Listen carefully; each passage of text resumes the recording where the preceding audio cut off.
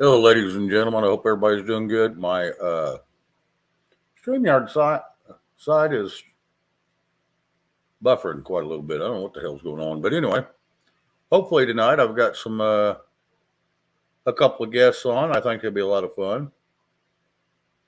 But we'll start at the top here like we always do. Finding Keno, Frank Stein. Let's see, Chris Gilbert, Meemaw Patriot. CK, the Cat, Mary Freeland, Trudy Huddleston, Tanya Burns. Creek, how you doing, bud? Let's see. Cool Gamer, I seen him in here, so trying to make sure not miss nobody.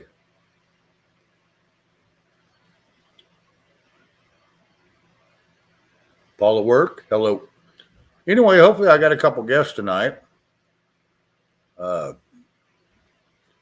One of them is Butch. I don't know when he'll show up. Vicky, hello. Hopefully he'll show up here pretty quick. And then we got another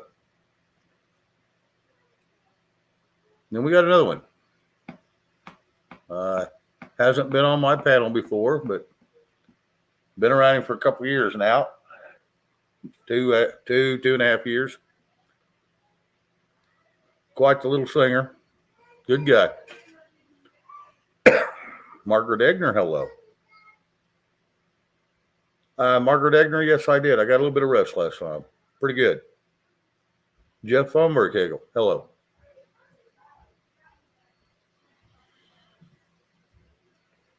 And I also got a little video I want to play y'all. Mr. D-Dog sent it to me. Thought it was an interesting watch. It's off YouTube, so hopefully we don't get yanked down due to it. But it's very interesting to hear, and it gives a little light on kind of what is being said throughout this last week. And it's, like I say, very interesting if you'll listen to it. So, but I think I'll go ahead and play that here in just a second. And, like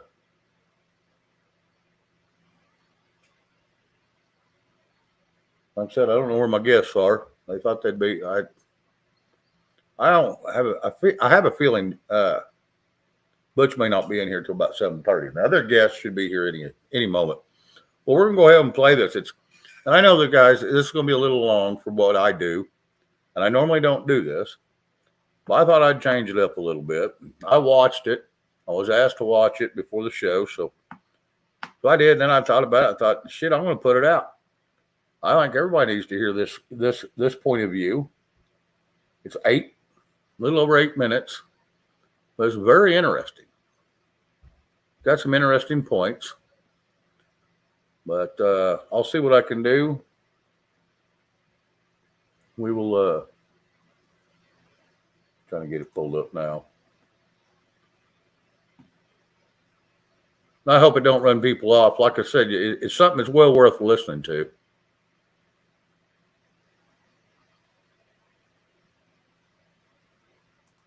That it is.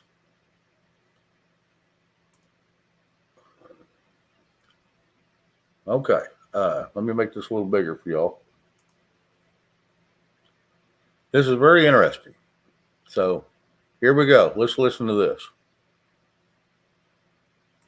Welcome to the Liberal Hive Mind, a channel solely focused on exposing the abundant hypocrisy of the left. Holy bombshell of all bombshells. Now look, I'm never going to go on the record and definitively say that Joe Biden is definitely going to prison this time. That kind of copium is reserved specifically for out-of-their-mind blue anon wackos on Twitter, but I certainly will report on all of the news stories suggesting that Joe Biden is a criminal and where he belongs is in a cold, damp prison cell. Friends, it's not me saying it. It's an ex-Obama staffer, specifically the ex-White House stenographer, who is now claiming that he can testify and provide evidence suggesting Joe Biden was involved and Joe Biden is guilty in the Biden family illegal influence peddling scheme involving the Biden family, Ukrainian officials, and of course, Burisma Natural Gas. Let's take a look at what the man has to say. He seems pretty sure of himself. He is specifically saying, I have the evidence to put Joe Biden behind bars. or at the very least, to get him impeached. Let me show you guys what's going on. We got some stuff to get into, so let's roll the tape. All right, folks, take a look at this. Ex-Obama staffer blows whistle on Biden, quote, kickback scheme after Hunter Biden joined Burisma. Malfeasance in office. A former Obama administration staffer is blowing the whistle on the Biden family's business dealings, accusing President Biden of being involved in a kickback scheme in connection with his son Hunter's overseas business dealings while he was vice president. Mike McCormick, a stenographer for the White House for 15 years, told Fox and Friends First that the FBI has been ignoring his alarms on the matter despite his willingness to testify under oath before the federal grand jury investigating Hunter. McCormick, who worked with Biden from 2011 to 2017, detailed a key dialogue involving the vice president, aide Jake Sullivan, and the press on Air Force Two before a trip to Kyiv, Ukraine on April 21st, 2014. Sullivan, who is the current national security advisor, outlined in a White House transcript Biden's priorities for his trip to the country, which included U.S. investment in the Ukrainian energy sector days after Hunter Biden joined the board of Burisma, according to the New York Post. Months later, and well after the trip, Congress allocated $50 million to Ukraine's energy market. I'm sitting back there with a tape recorder. Jake Sullivan comes back and somebody asks about fracking. His answer is, we're bringing a lot of American assistance over for fracking. Burisma was the direct beneficiary of that fracking, and that's what I recorded. And that's in a White House transcript. McCormick said. In the transcript, you don't know who Jake Sullivan is. It's a senior administration official. I'm the witness that says Jake Sullivan is the guy who said it, and he should be investigated because at the time, Hunter Biden was on the board of Burisma and Joe Biden is bringing American taxpayer money to enrich that company and himself and his family, he continued. Hunter joined the board for the Ukrainian natural gas firm on April 18th, just 3 days before Biden and his team traveled to Kyiv, but the critical piece of the puzzle was not made public until May 12. McCormick argued that the timeline of the events suggests that Biden funneled American money overseas to enrich himself and his family, and used his own influence to aid his son's rookie energy career. The former stenographer made it clear that he wants to present the information under oath before the grand jury in Delaware probing Hunter's business dealings, which is led by U.S. Attorney David Weiss. Take a look at what Mike McCormick said on Jesse Waters' show just the other night. I went to the FBI and filled out their witness tip line. There's a website. You fill out all these tips, these web directions. I submitted it. If you lie to the FBI when you're submitting a tip like that, you can go to jail. I'm not lying. I'm telling the truth. Joe Biden is lying. Joe Biden is a criminal.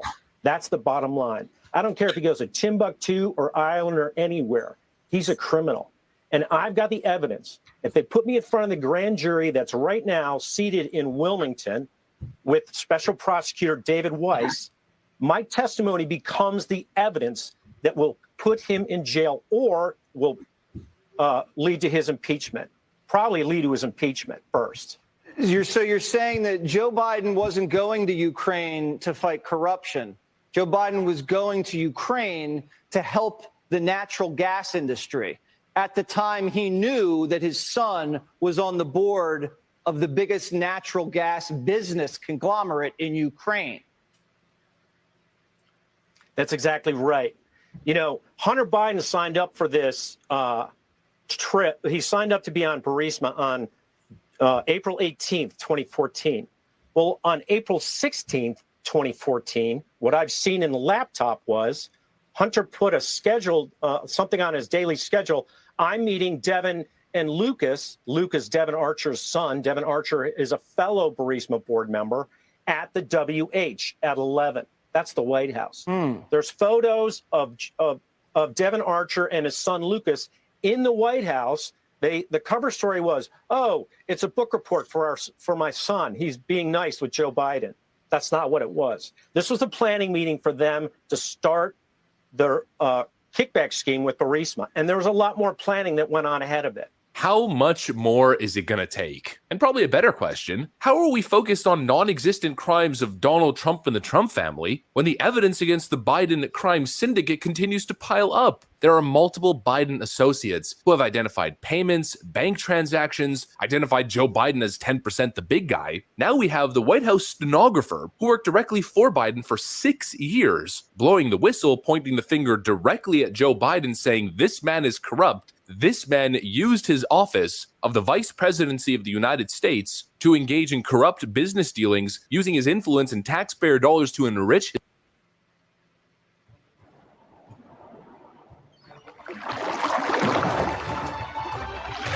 his family, and not a freaking peep. We're still talking about Donald Trump's stupid $130,000 NDA payment. Not to mention, it's not just a White House staffer, it's the former Obama White House stenographer, the guy who literally records everything, listens to everything, and creates official White House transcripts. This guy followed Joe Biden and Biden staffers around and cataloged everything they did and said. And he's coming out and saying that the reason they went to Ukraine was to strike a corrupt business dealing to enrich themselves off a $50 million Congress-approved taxpayer stimulus directly to the company that Hunter Biden was working at in Ukraine. I mean, this is a bombshell of all bombshells. When it came to Donald Trump, the mainstream media standard was plant a random low-level staffer in the White House, then that low-level staffer just does a media tour with these ridiculous, outlandish claims, targeting the Trump administration. Every one of those situations ends up falling flat, or some random anonymous leak or anonymous source, a source familiar with the situation. You know, bogus story after bogus story from untrustworthy, non-credible sources, but now there's a White House stenographer joining the mountain of evidence of key business associates, bank records and all, like I just mentioned, and again, no peep. It shows you the double standard. It shows you how the mainstream media is complicit, how they work tirelessly to criminalize Donald Trump and his organization, while simultaneously working as hard as humanly possible to defend Joe Biden and other Democrats like him. The man is a criminal. There is no other possible explanation. You don't enter public service making a modest six-figure salary, and then somehow, unexplainably, find yourself in these positions where you're miraculously making millions upon millions of dollars a year, not only for yourself, but for your entire family. That just doesn't happen. Again, like I always say, the Bidens produce nothing. They don't do anything. Hunter Biden was a crackhead, smoking rock cocaine in various hotel rooms across the world, doing nothing but meeting with escorts for years, while making millions upon millions of dollars. Jim Biden, again, I have no idea what the guy does. Joe is just a lazy politician who just shuffles around and spends most of his time in Delaware, and somehow these guys are making millions. No, you make millions by producing, by actually doing something, providing a service or creating products, engaging in transactions. The Bidens don't engage in any transactions outside of peddling their influence in government. That's how they make their money. It's clear, and it continues to get even clearer. As again, the evidence continues to pile up, there's a real distinction between all the Trump cases and the Biden case, and that major distinction is actual evidence. The Biden crime family must be held accountable. Mr. Mike McCormick must be allowed to testify in front of the grand jury related to Hunter Biden and the Biden family business deals. That's what I got for you guys, though. That's the video. Like I said, I normally don't show that kind of stuff, but when D-Dog sent it to me and I watched it, all right, you know what? It's worth showing, and it does make sense. You know, it's and he puts it in a different form of a lot of what we all knew. Susie Snedhead and Turtle Queen, Shady J, Jeff B. Hello to all y'all. I seen your comments, Jeff B. I was reading them. I'm not going to deny any of it. That's for sure. I mean, you know, none of us know what's really going on, and they're not ever going to tell us. We're all just a bunch of we're mushrooms. They keep us in the dark and they feed us full of shit and hope like hell we believe it. And yes, CK, I think it was worth showing. And that's why I did it. Yeah, I took a chance. I could have got yanked down, but it's on YouTube. But I don't know if they're copyrighted or not.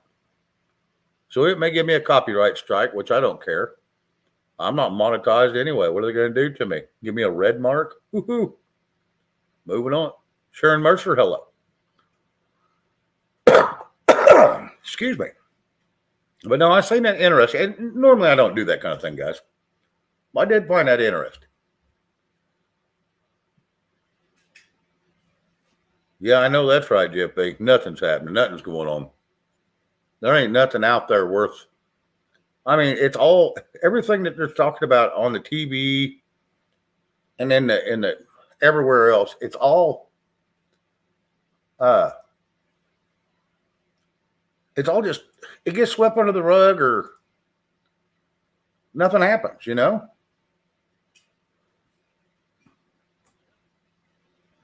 So anyway, yeah, I just don't, like I said, I thought it was worth watching. I thought I'd share it with y'all in case y'all hadn't seen it.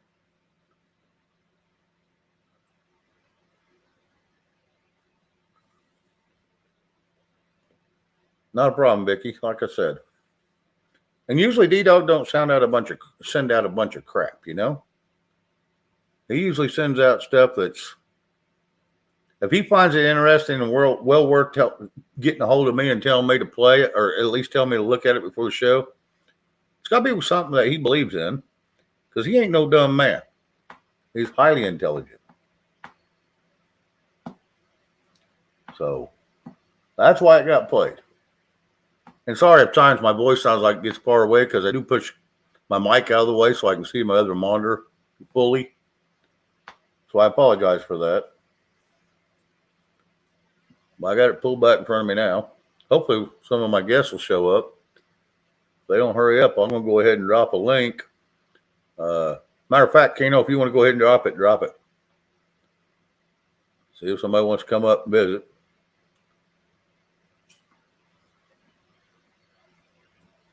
Camperman, hello.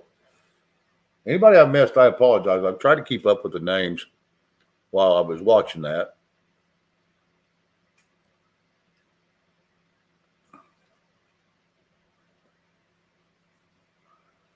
But anyway, that's kind of how my room. And like I said, I've got, hopefully if one of my guests will show up, we'll see what kind of entertainment we can do. Plus, he's a lot of fun just to BS with.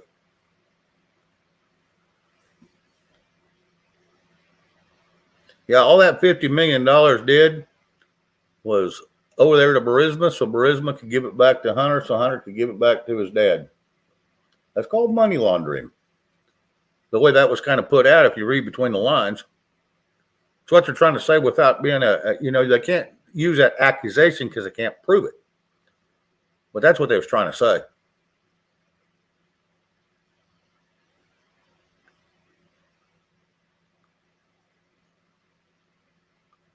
Yeah, Shady J, yeah, as long as they're in Congress. Oh, yeah, they can lie and do anything they want.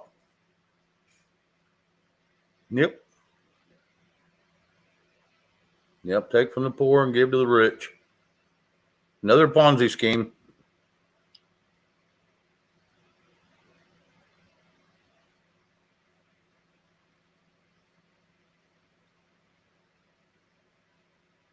Yeah, it's one of those deals. It's like, and Joe's not very good at it, apparently, because I'll tell you what, if I was in a position and was crooked like that, I'd get a hell of a lot more than 10%. Sorry. What's it going to take to put these criminals away? Good question. A bulldozer? Get rid of Congress? Get rid of DC? It's about the only thing I can see. Because people like us, we can make all the noise we want, file all the affidavits we want, and they just throw the shit in the trash, and nothing ever comes of it. That's like all these congressional hearings, and they pull them in because they want to know answers. For one, they never get an answer. And they never do nothing about it when they do get an answer. I mean, look at Milley. Look at Austin. Look at Fauci. Nothing ever friggin' happens. So why even have it? It's wasting our damn taxpayer money. Go home and don't charge us for it.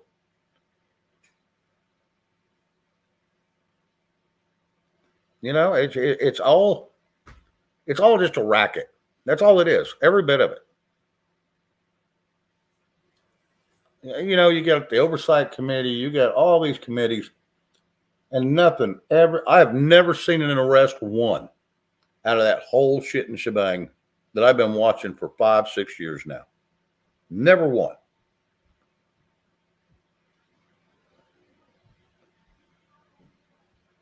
Well, Jeff Betts, good question. And I don't fully understand the USSS Act.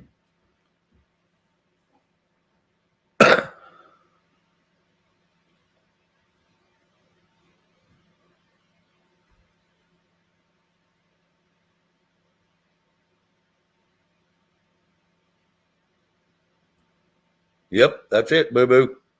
That's it. That's a good comment. Everybody needs to read that one. Hang on.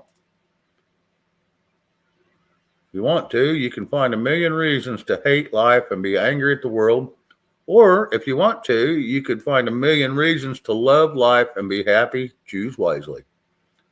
Very good comment.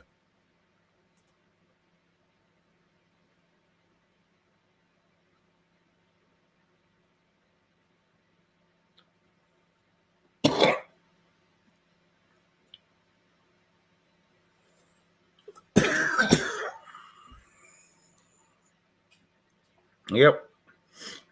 Yeah, we're paying him to screw us. Hello, Q City.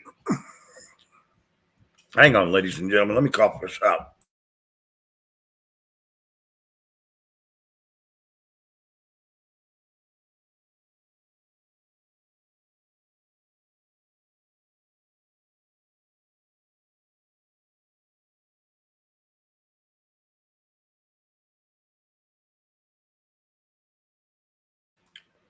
Sorry about that. Every once in a while, get that tickle in my throat, and I just can't get it out of there.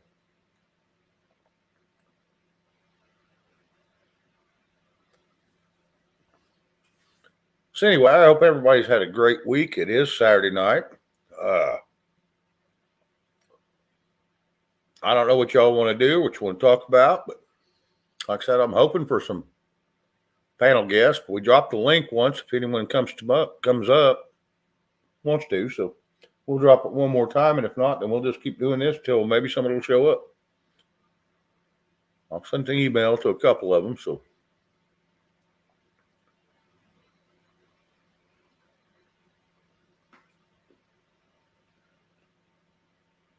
Drinking Bud Light, tickle in the throat. Okay, Doc P.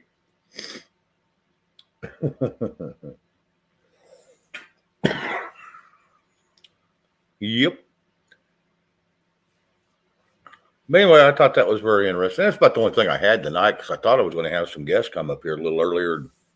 They'd keep me company and we'd have some great things to talk about and some things to pull up and check into.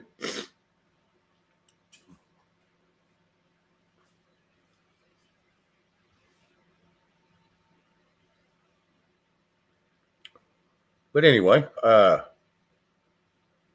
it's still early. A lot of people are enjoying this weather. The bad thing is here in Oklahoma, hell, it was only 55 for the high today. And then it's going to be 70 tomorrow, 85 plus the rest of the week till Sunday. Then it's going to be 71 degrees. And they said, I don't know who's predicting this crap, but this is the dumbest shit I've ever heard. 71 degrees with a chance of rain and snow mix. I don't know about y'all, but I've been around for over half a century, and I have never seen it snow on a 71-degree day. That's just crazy as hell. Yeah, a couple weeks ago, Doc B, we had that weather here. Interesting tidbits, too, went over their heads. Yeah, I'm sure of it. Some of them. Victor is the Lord of War. Huh.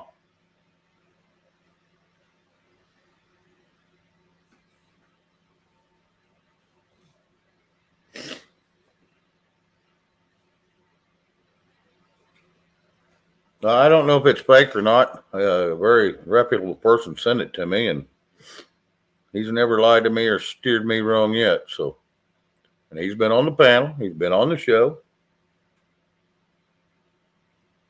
Yeah. D-Dog has no reason to send me bullshit stuff, and he normally don't.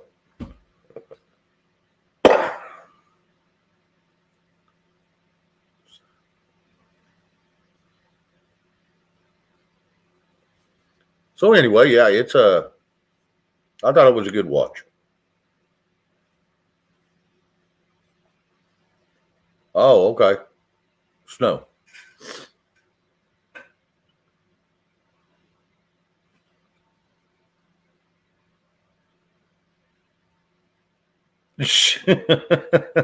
Stock up on marshmallows because the bitch is going to burn. All righty then.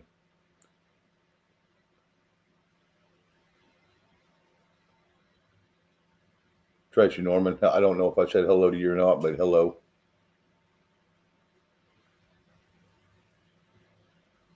Agree to disagree. Yep. Hey, there ain't nothing wrong with that. It's being an adult. Yep. KN, hello. Cindy Fuller, hello. Good to see you. Good to see all y'all coming in here. It's a nice little crowd tonight. Last night was lacking a few of y'all. I know everybody's got lives, so I understand that stuff.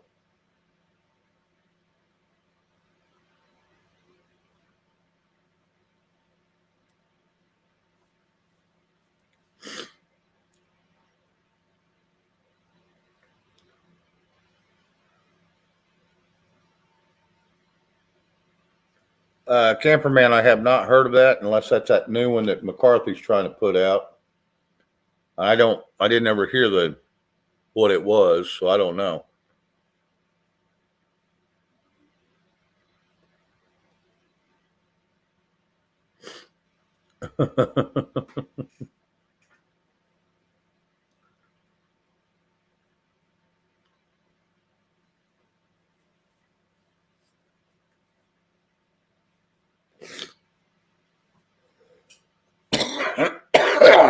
Damn it. Anyway, well, it doesn't sound like anybody wants to come up right away. And I don't know where my guests are. Let me see if I can shoot them both a text. Maybe one of them will pop in.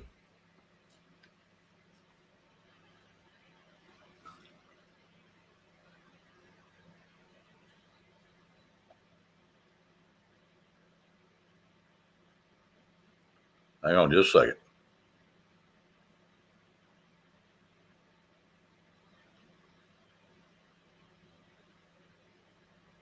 All right, there's one of them. One more real quick.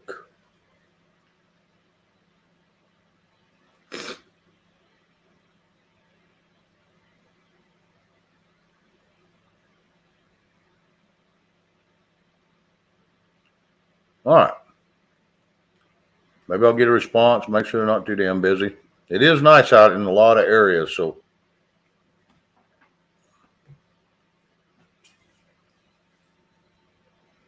Cam, hello.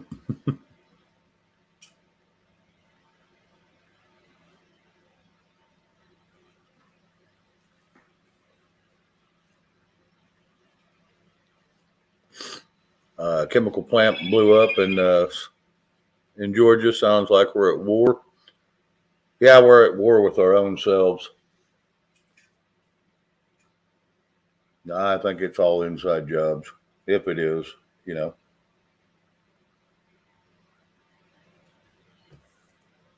And one of them's still busy. It'll be just a bit. So.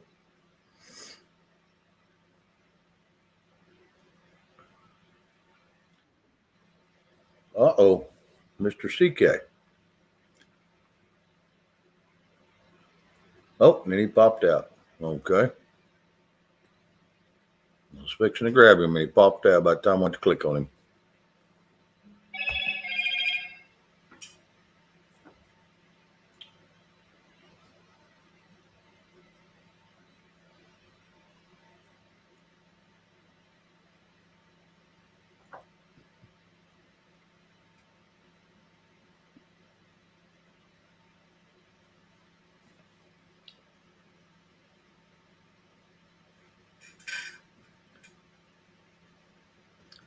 Let's see. Wonder how many more mass shootings we will have while Potato is in office. Well, as long as they keep blaming guns and don't blame the people, they're going to keep happening. The gun never did anything. The man behind it or the woman behind it is what causes that gun to react. That gun, you could lay there on your desk for 20 years, and if you don't touch it, no one else touches it, it's not going to kill nobody. I promise.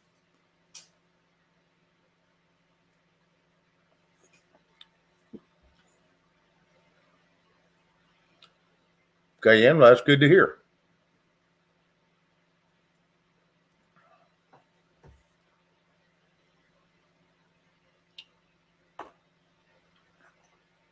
Maine had another train derailment. All right. Yeah, there's been a bunch of them, but I thought they was just all kind of set up. But come to find out, there's 15 to 1,700 of them a year here in the United States. So now they're just reporting on them, I guess. Just because they need some news, you know? It's the only thing I can figure.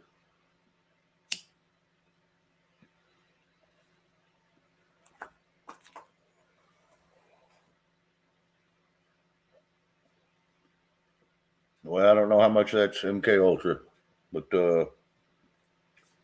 I'm sure there's a little manipulation going on somewhere.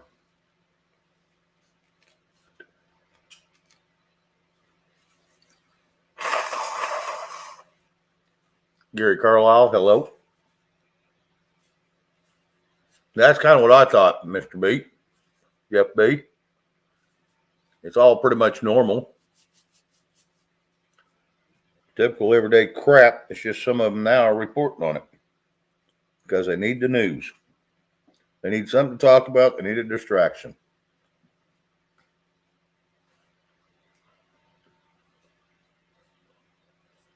Yeah, David Cowboy, that's an X. Yeah, the car's going to have to go away because, you know, there's actually more cars killing people than there is guns.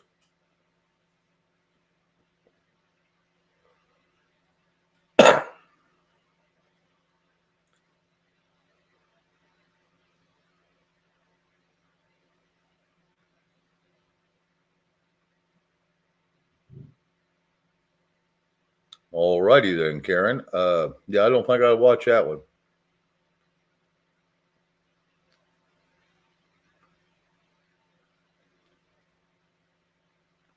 Yes, I did, Bree. Brzee, yes. Yes, I did. I grabbed one. Oh, Gary, yeah, I've been saying that for a long time.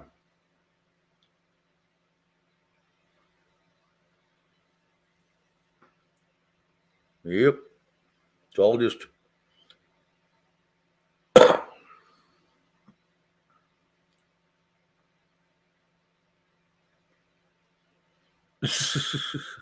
I hear voices in my head too. It's called people outside talking.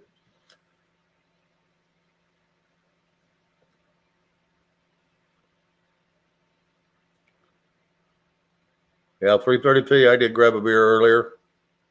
Just kind of nursing on it. Just kind of sipping it. I'll probably have to grab another one here in a little bit, but like I said, just going to have a few.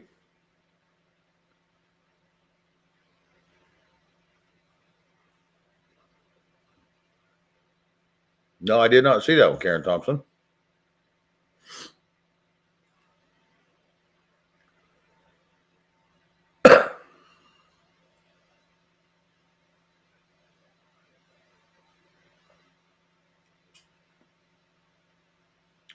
Thank you, Keno. Once again, great job. I'll tell y'all what, old Keno does me a good job. I can't complain about him one bit.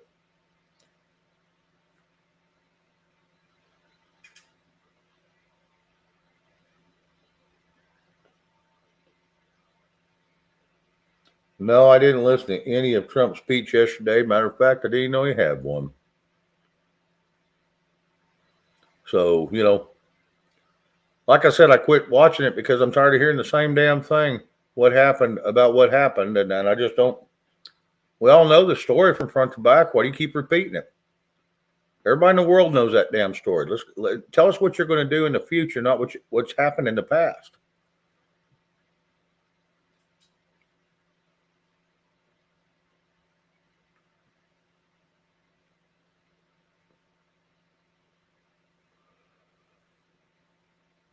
Yeah, I can go look at it. Maybe it's different, but like I said, I just got tired of hearing all that crap, so I didn't turn it on. You know, I don't look at it.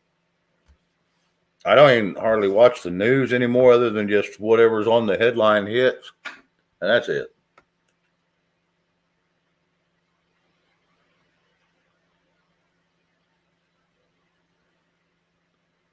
Yeah, Jeff, I'm not sure either.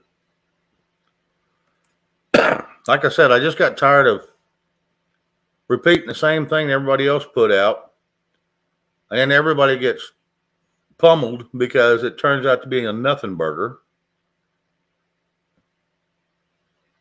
What he said, if it's true, is mind-blowing. Well, I've been thinking that for a long time, Jeff, and I wish something he said would go into action. It was into the speech was about the NRA, huh? It was to the NRA. Okay. Elaine Pershing, hello.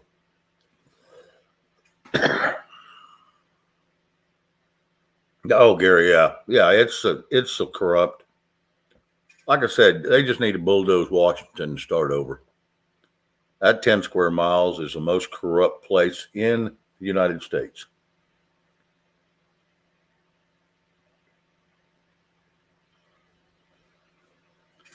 Yeah, I don't. And the more I think about it, the more I just go.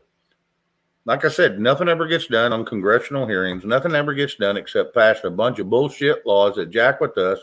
And that's not even their damn job. It's up to the states to deal with us. And we turn in what we want to do in the states.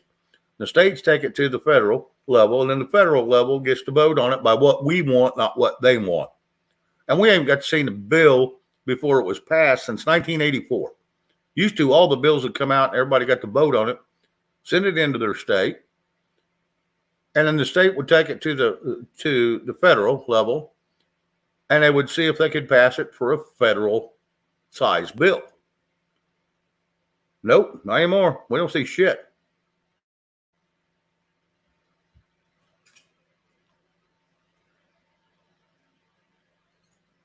Like I said, I've never seen anybody in a congressional hearing that's in there for answering questions. I have never seen an arrest. I've never seen an indictment for them to be arrested. I've never seen anything. They go in there, they quiz them, they either call them a liar or try to back them up. And that's it. That's all it goes. Well, it's a waste of damn time.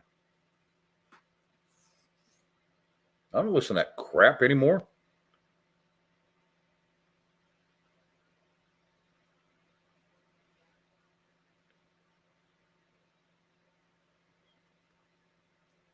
Well, Gary, I hope they actually do something more than just talk about it. I hope they can push something that actually will make it to where they can arrest these people. I mean, son, there's sergeant of arms in there. There's a jail in the bottom of damn Congress. I mean, they can put them in jail right there where they stand.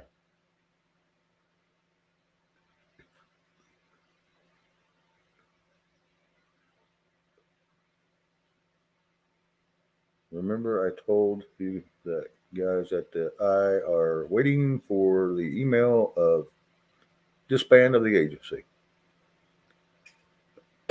Yeah.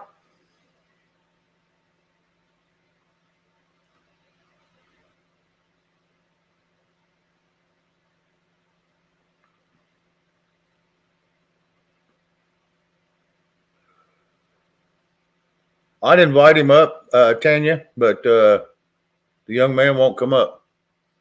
I know he's got good rights and good reasons. Silver Girl, hello. I know he's got good reason why he don't. Yes, I heard that too. Yeah, the new one. Yep.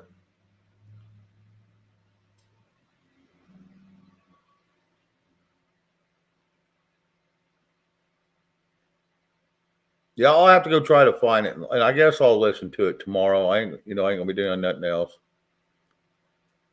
So I'll go find it and see what the hell was said and make my assumptions of how I feel about it. I'm sorry, I really don't have, and it's no offense to anybody.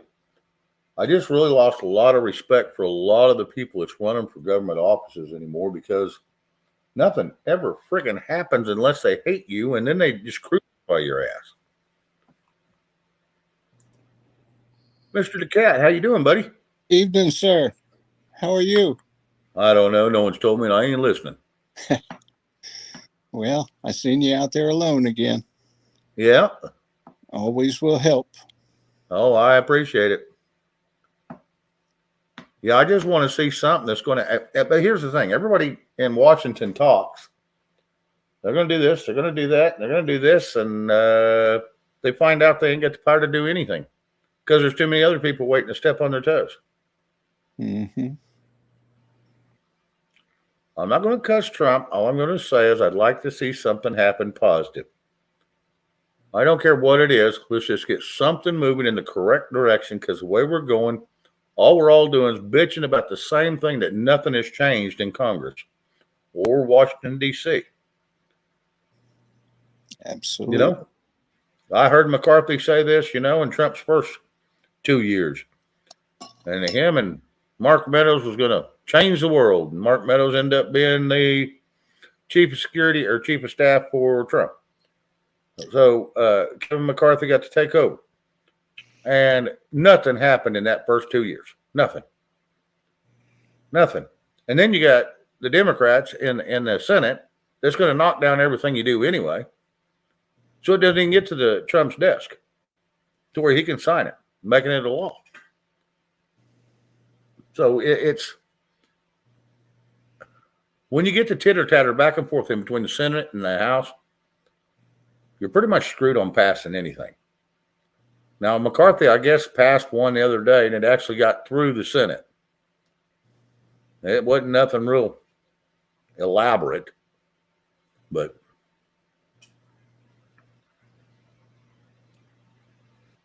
I have no idea. It's a total impasse. the only thing good about the Republicans having the House is they have the power of the purse. They can shut down this bullshit spending if they want to, but then it, cuts into their own pocket. So how much of it do they let go through or how much do they shut down? I'd say until we get our country back under its feet back under, we cut down all expenditures anywhere in the world. Anywhere. I don't care if it goes to Mexico, Canada, Ukraine, cut it off. Get us back on our feet. Once our people are back on their feet, now we have room to help. You don't help when we ain't got the money to help. Get the manufacturing back, get these plants back going. Let's start creating our own crap so we don't have to deal with anybody else if we don't need to. Get it right here. Yeah. We have to have our resources to be able to help anybody else. And we're Absolutely. at deficit with resource. Yep, because they shut them all down. Wildlife, hello, and Jeff B. Yes, they're all guilty because even if they're not participating in it, they're complacent with it. And if you're complacent and know about a crime and you ain't said nothing about it, then by God, you're just as guilty. Raptor Ranch, hello. Stop killing innocent people. Yeah, quit killing them all over the world. Innocent people. Yeah. It's the innocents that pay the penalty for the corrupt. Yep, for their ignorance. Their greed. Yes, sir. Yeah, I just can't. I've been bitching about this for 3 years. I mean, I tried to back Mr. T. I can, but now, New Dawn, hello. Now I just want something to change that will actually get done and pass through to get them out of our lives other than helping us, and quit sending all our money everywhere just to be sent back to them and they put it in their pockets. I agree. That's a rough situation that we're enduring. Yep. I say enduring, I mean enduring. Oh, and we live it good compared to some. Understood. Yep, the laws and regulations and the crap that goes on that should have never been handed down to the American people. We've been bamboozled. We've been screwed intentionally. We lay there and let it happen. So now we've got to somehow get this shit turned back around. I mean, it's not going to be long before it's way too late. I don't know what I've just done here, but I was trying to follow the chat.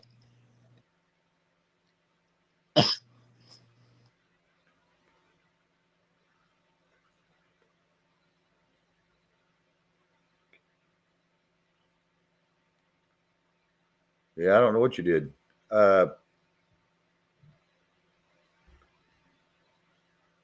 The cat's getting asked a question. He's kind of blacked out right for a second, so you have to give him a second, and then I'll put it up on screen for him.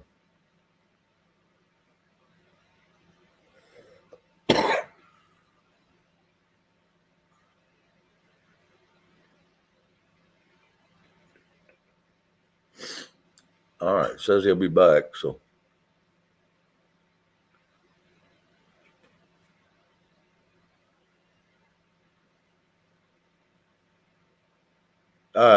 Gary, I don't know what a HPOW4 is. I don't know. I know what a POW is, but I don't know what a HPOW4 is.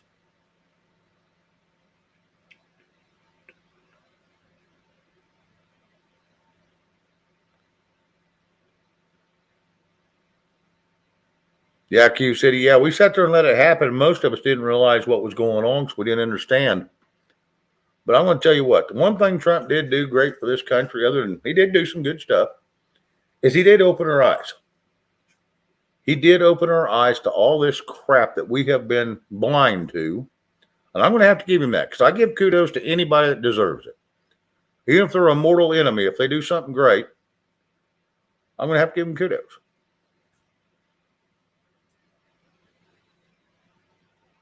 Yeah, we're too busy trying to live the good life. Yes, camperman, and the good life ain't always, we think it's good. Well, all it's doing is just prolonging the inevitable what they're doing to us.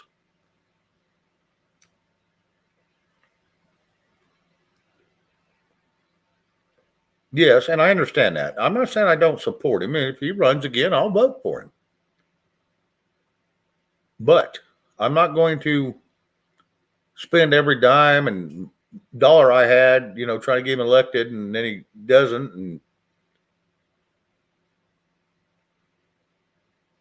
turn off the cell phones, TV, and internet. That would stop it. It damn sure would have stopped COVID.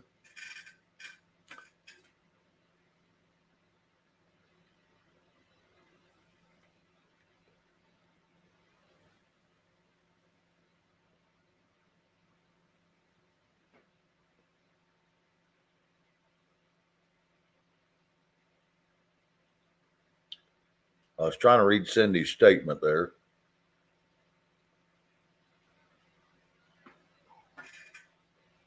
She's jumping around a little bit. I'll put it on the big screen for a moment.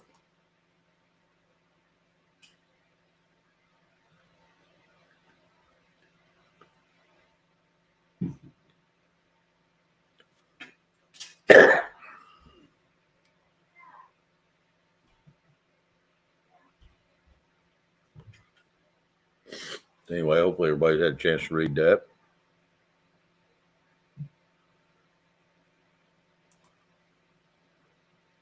We tried, we voted, got involved, locally called Congress, called Senate. Yep.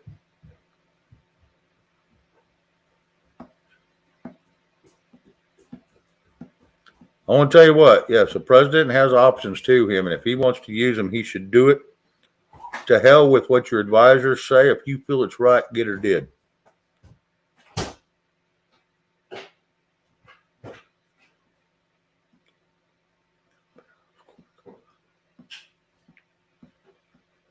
Shane, just in traffic infractions alone, $20 billion annually, not including impounds, court costs. Yep. Ambulances until we're yes, please, while you're in there. Yeah, I believe that.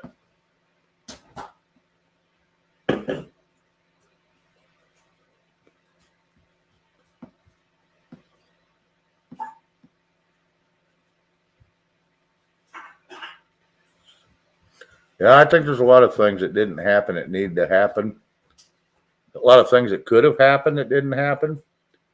And it was a lot of it because, they really was trying to avoid that type of scenario.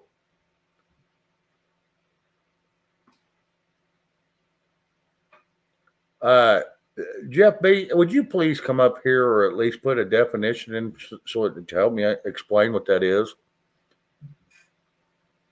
People don't realize the virtual role of the USSS. I do not understand that. And maybe I've heard it before, but I just don't understand it at this point.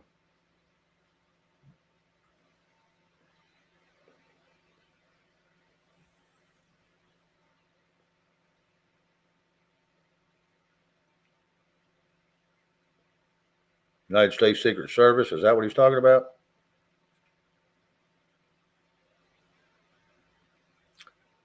But I don't think they can do anything other than just protect whoever they're supposed to be protecting. I'm probably wrong. Ronnie York, hello. How you doing, bud? The link is out there, and if you don't see it and you want it, just let me know. Bill State National, hello.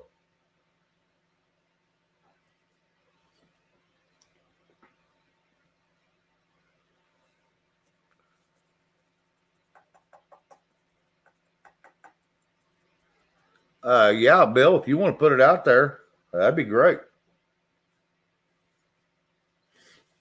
Ronnie, the link has been dropped for you again, if you want to come up.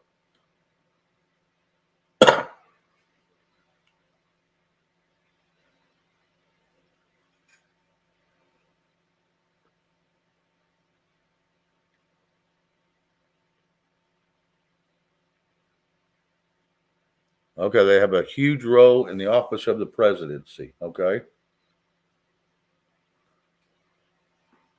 They ain't very good at advising, other than just for safety. Because he keeps listening to these idiots, in the Pentagon that's overemployed retired vets, overpaid to make bad decisions. Then you go out and you talk to the actual general still on the field and still out there in the battlegrounds, and they have a different way of thinking.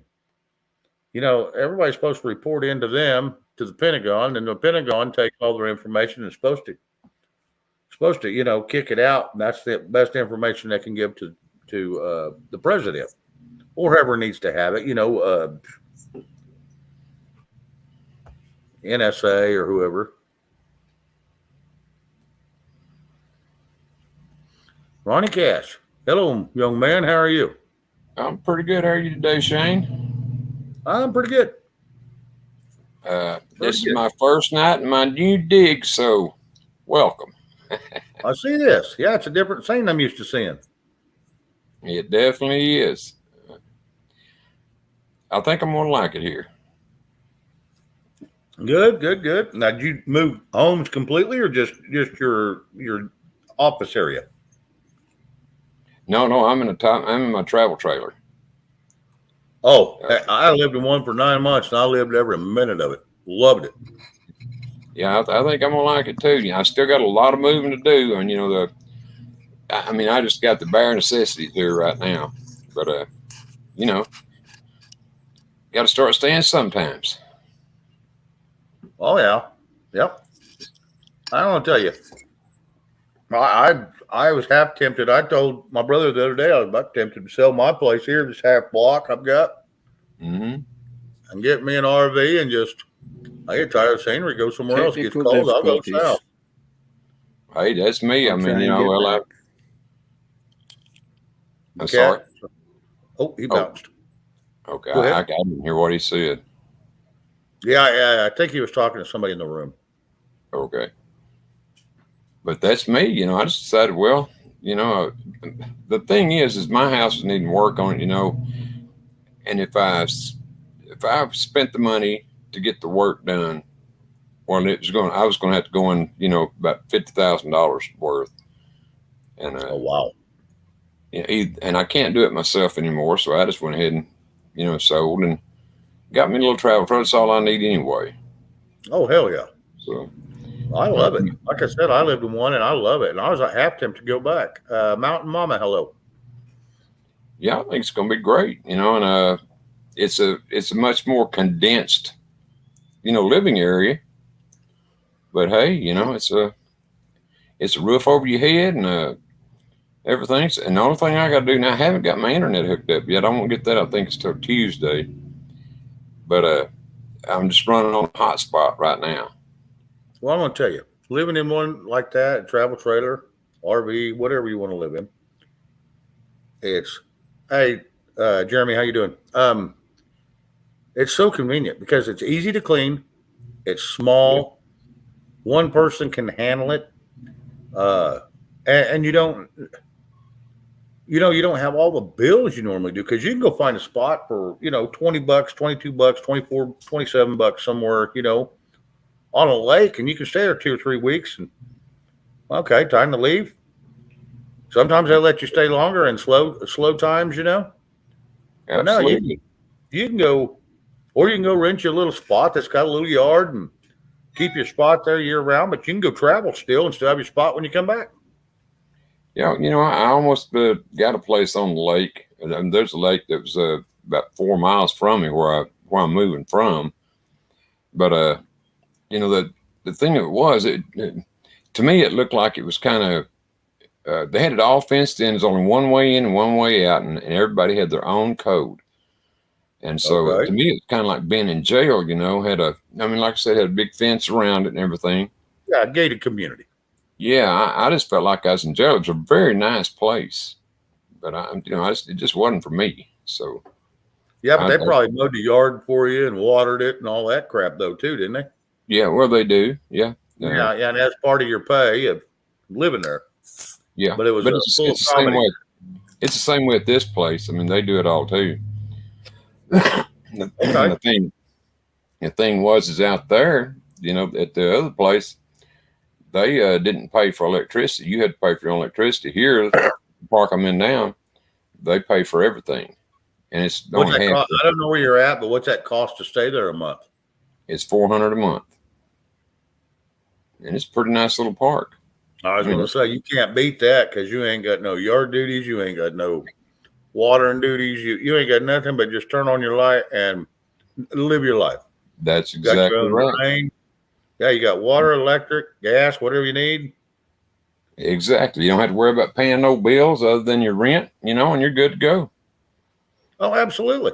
Buy you some grub, and man, it's kind of like living out on the old West days, out on the prairie or something. Ain't nothing wrong with that, man. I want to tell you, I don't cuss anybody for doing that. Trust me, I've done it.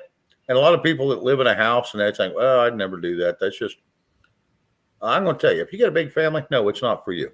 Yeah, If you're by absolutely.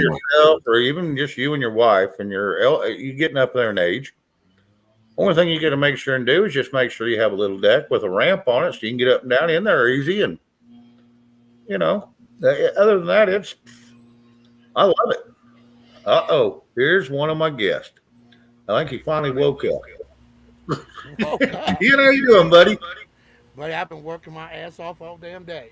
Woke up, I'm ready to go to bed. Woke up and ready to go to bed. I'm ready to go to bed, buddy. How y'all doing tonight? Pretty good, as far as I know. Yep, same here. How you doing, Ronnie? Yep. Good. Nice to meet you, Ken. Nice to meet you. Yeah. I've heard Shane talk about you, but I don't think I've ever been on with you before. No. Well, I've Nope. had an internet crisis, man. I just couldn't get internet to do nothing for about 3 months, 3 or 4 months, and we finally got it figured out. So I can finally start poking my head up on some panels again and saying hello to everybody. Ed D, hello. Yes, no, yeah. I got a older Ken, I don't know, 3 or 4 days ago, and told me he need to get his ass over here and come say hi. Oh, absolutely. I was going to show up last night, but he was having too much fun to be on panel, apparently. Yeah. I was finding the bourbon bottle pretty well. Yeah. Oh, that was you. That was you. Okay, well, wonderful. Well, we've been doing a lot of work in the yard, and you know how it is, man. When you're working outside in the sun and they're chopping wood and stacking wood and doing this and that. you got to have something nice to go. So, Yeah, you sure do. yeah, so yeah. Well, Not so you today, don't though. go in for a cold beer. You go in for the hard stuff, huh? Well, usually I'm a beer drinker, but every once in a while I like to knock back some bourbon and What kind of bourbon you drink? the cheap shit. The cheap shit. Okay, fair enough. Well, I don't know if y'all know, but bourbon just all bourbon just did about a $7 to $8 increase in price. So Oh my God, yes. even the cheap shit ain't no cheap shit no more. Nope. So if I do get bourbon, I usually just get a little Kentucky brand, little pint or something. Not all you can afford anymore. My God. Well, did I hear you say right a while ago, Kim? You said you just gotten up and you was about to go back to bed. No, no, no, no. I've been up all day. I'm getting ready to go to bed. I've been up staining the deck, chopping wood, and we've been working. I got these lights hung up behind me, and what I'm gonna be doing is I'm gonna be doing some YouTube acoustic shows back here, and we're trying to get that kind of like set up nice. You know what I mean, with some lights, and Yeah. I built a real nice fire pit and moving some dirt and some gravel. We're trying to get it like because the last people that were here before us, they just destroyed this place. It was just upside down, and we still ain't. We got a lot of raking to do. There's so many leaves, and it's just mass cleanup. But we almost got it. It's starting to come. It's starting to look good now. Yeah. And here's the thing, Ronnie. He does the same thing as you. He's in a RV. Oh, really? Yep. Yeah. He's down in Kentucky right now, he says. Yep. Ain't it? Yeah. I'm in a Class A. Wonderful. Well, what's a Class A? Motorhome, wheels and an engine. Oh, The okay. bigger ones. Well, that's how ignorant I am. So this is my first one. Where you live at? I'm in What Texas. state? You're in Texas. Yeah. Yeah. I can see it's still light a little bit. Yeah, it's one just barely going down. Yeah. Yeah, we're still good here in Oklahoma. We still got light. Yeah, no, you can see where as dark as can be where I'm Yep. at. But I tell you, we love it. Me and Crystal, we just absolutely love this type of lifestyle. It's rough until you figure out all the little niches. And once you figure out all the little niches of living in an RV or a camper, it's great, man. It does simplify a lot of things in your life.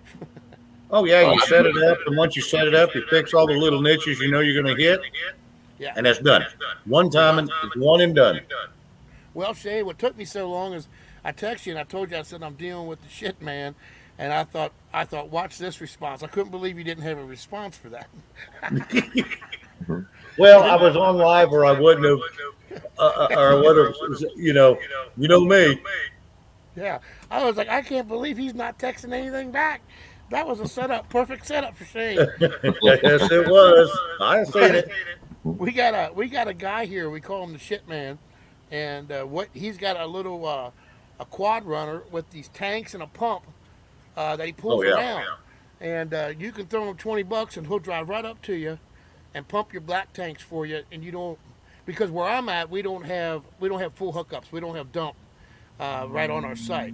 There's only one dump that everybody uses, but this guy goes around and he'll dump your tank for you, which is huge because you don't want to pack up. I got the awnings out. Yeah, you I don't got want the to break lights camp. out.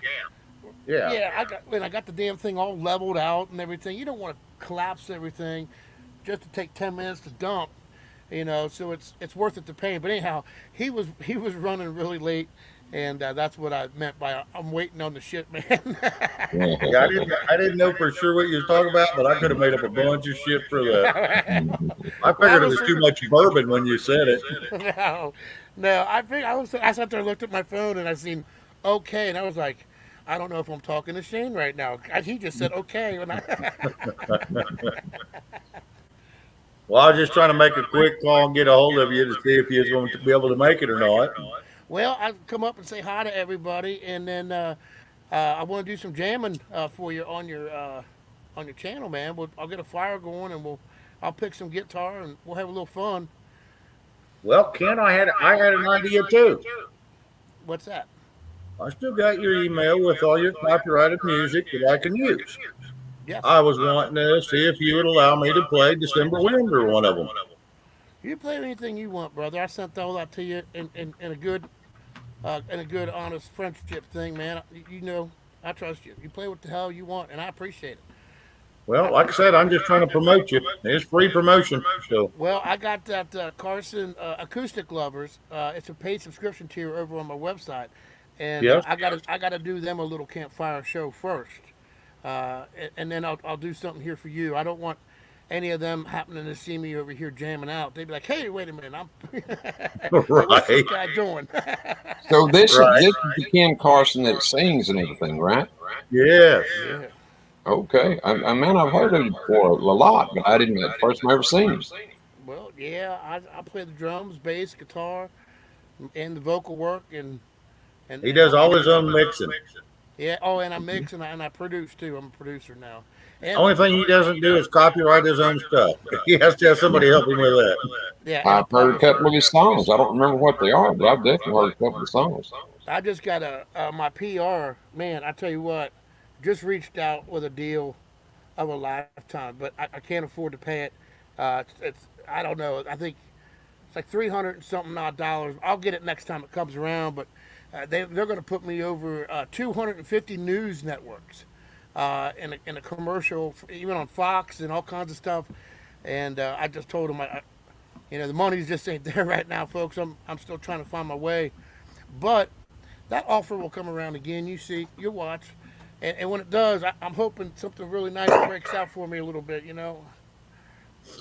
Yeah, everybody that's saying there's an echo, that is on Ken Carson's side. I don't know what's causing it.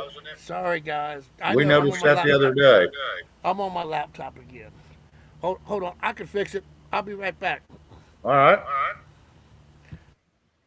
I know what it is. He's so used to singing, he's got one of the mixer boards and it's just on.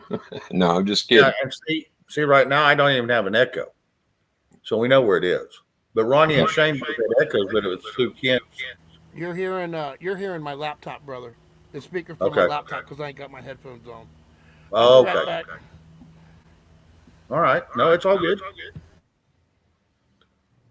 You might as well go ahead and sing, Ken, while you're echoing like that. Well, he's not echoing. When he talks, it's clear. All the thing is like he's almost got his YouTube on the background and going instead of just StreamYard. That's right. It's us that's echoing when we Yes, talk. we're echoing on his, but he's not echoing to us Yeah, gotcha. because we don't have one at all right now. You're Hello right. again, John. Good, the cat. I hope you figured out what was going on. StreamYard gave me the boot. StreamYard booted your butt, huh? I had to restart my phone and everything to get back in. Oh, wow. It said there was an error in StreamYard. I have Yeah, they no wouldn't- idea. They Yeah, wouldn't let DD. me come on last night either. So, I mean, I don't know what the deal is. Yeah, DD214. Hello. Anyway, we'll see if this is better. That'll kill the echo. Oh, It did. You fixed that problem. Certainly Yeah, did. I'm not at my studio. I'm just sitting outside with this laptop, so it was feeding back. My bad, folks.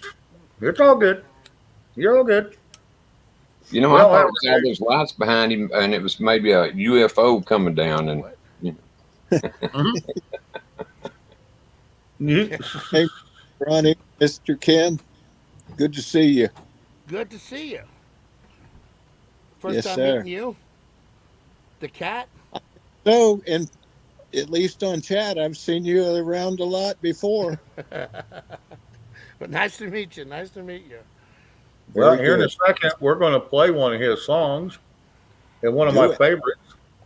And I really love his music. And Thank you, brother.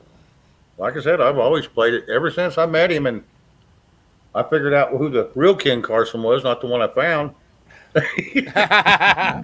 I'll tell him that one. Yeah, oh yeah, I found this guy named Ken Carson, and it was spelled with a C. The Carson was spelled with a C. And he was a colored gentleman that did a lot of rapping. and a lot of cussing and a lot of yeah. And I was like, I don't think we can use you on our show. And he goes, what? What the hell are you talking about? And he says, no. You got the wrong guy. That guy was a porn star. Yeah, he was a porn star. Yeah. Oh, this guy really? was- oh yeah. Yeah. So he Yeah, it was crazy. He had his irons and all kinds of fires, huh? I don't think it was his iron he had in the fire. Well, that was a nice way of putting it, Shane.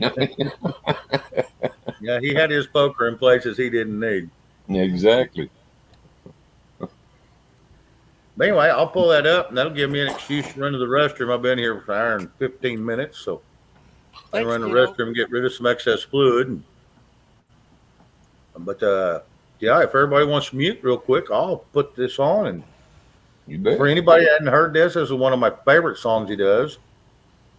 I'm not going to do the acoustic. I'm going to do the original. With the video, did I send you the video? Yep, it's the whole 9 yards. Awesome.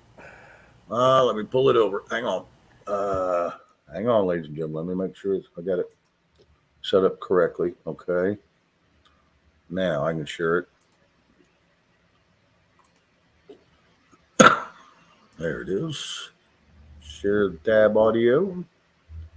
Share. Let's see. Oh, we need to make this bigger. That get any bigger for y'all? I hope Yeah. it did. Yeah. Okay. Yeah, it's one of my favorites he's done. Now, this ain't the only one. Like I said, he's got 10, 15 songs I really enjoy. But here's this one.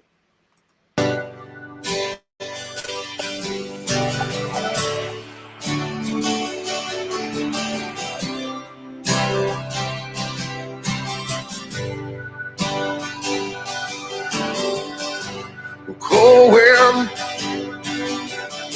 December wind, just standing outside Toledo. Old man sitting there, just waiting for someone to care. Hey man, are you hungry?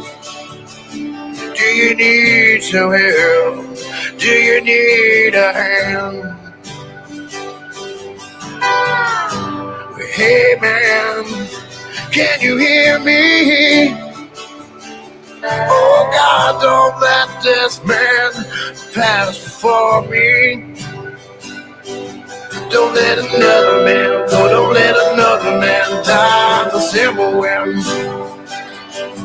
Don't let another man go, don't let another man die the simple wind. I see the CB souls all around the world, but not all around. And you know how hard it is when life throws you back and you lose control. Old man, he does believe that his country will stand and fight like he did for me. Don't let another man go, don't let another man die the simple wind. Don't let another man go, don't let another man die the simple wind. Don't let another man go, man die the simple wind. Don't let another man go, man down the simple wind. No.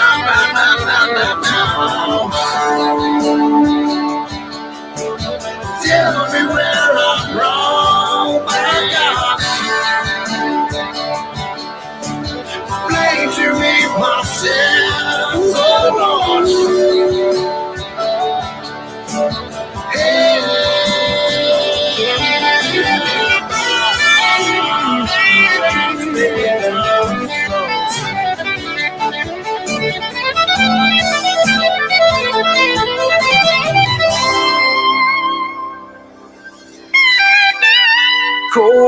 wind, December wind. Don't let another man, don't let another man down, December wind. Don't let another man, don't let another man down, December wind. Don't let another man go, man down, December wind. Don't let another man go, man down, December wind. Down, down, down, down, down, down. Yeah,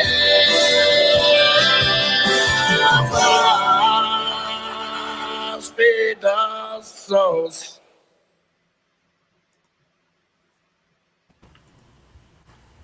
Now, between the four of us here, Ken, you can even comment on your own.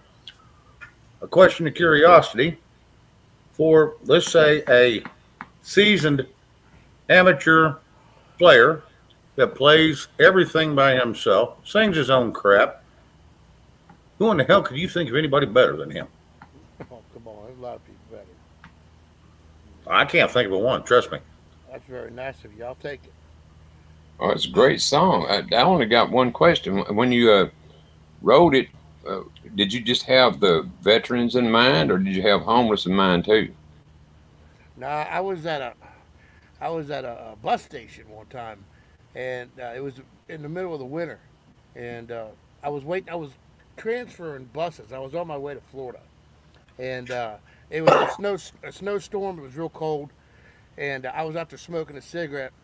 And down at the end, like kind of a little bit far off from the bus station, there was a street lamp, and underneath that street lamp was some park benches, and there was a guy sitting on one of them park benches, and it caught my eye because it was so cold.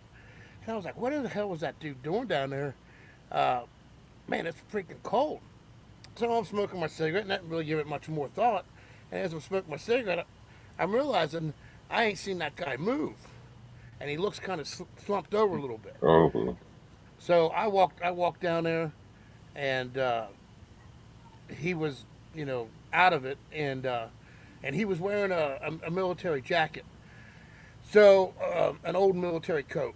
And so I went back into the train station and said, hey, you guys better do something. I think there's a guy down there on the bench that might need your help.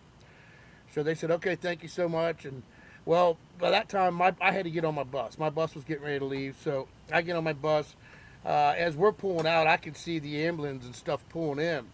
Well, I guess it was about 3 or 4 hours later, I walked up to the driver and I said, hey, is there any way you can, call back to the station and see if is that guy okay or whatever? And he said we did, and the guy passed away. And oh, really? yeah, he was a homeless veteran, and basically froze to death on that bench. And well, that hit me so hard in the heart. And here I'm still looking at a good 14-hour trip ahead of me. I said, what else? Boom. So I pulled out the paper, and I just started writing, and that's the song I wrote. Well, see, to me, that's the songs that come out the best, is the ones that are true. I mean, they come from the heart, not just ones that are wrote by a person, sung by another person that don't have any idea what it's really about. Not saying they might not do a good job, but I'm just saying this as a whole comes out a lot better to me. Oh, yeah. Thank you. Margaret Egner, sorry to hear that, but Ken, when you showed that shot of Arlington, Yeah. she said Margaret Egner says, Shane, my son Jody Egner was buried in Arlington with special honors, and that's congrats on that part, but sorry to hear that. Yeah, and thank you for your service. Yeah. Absolutely.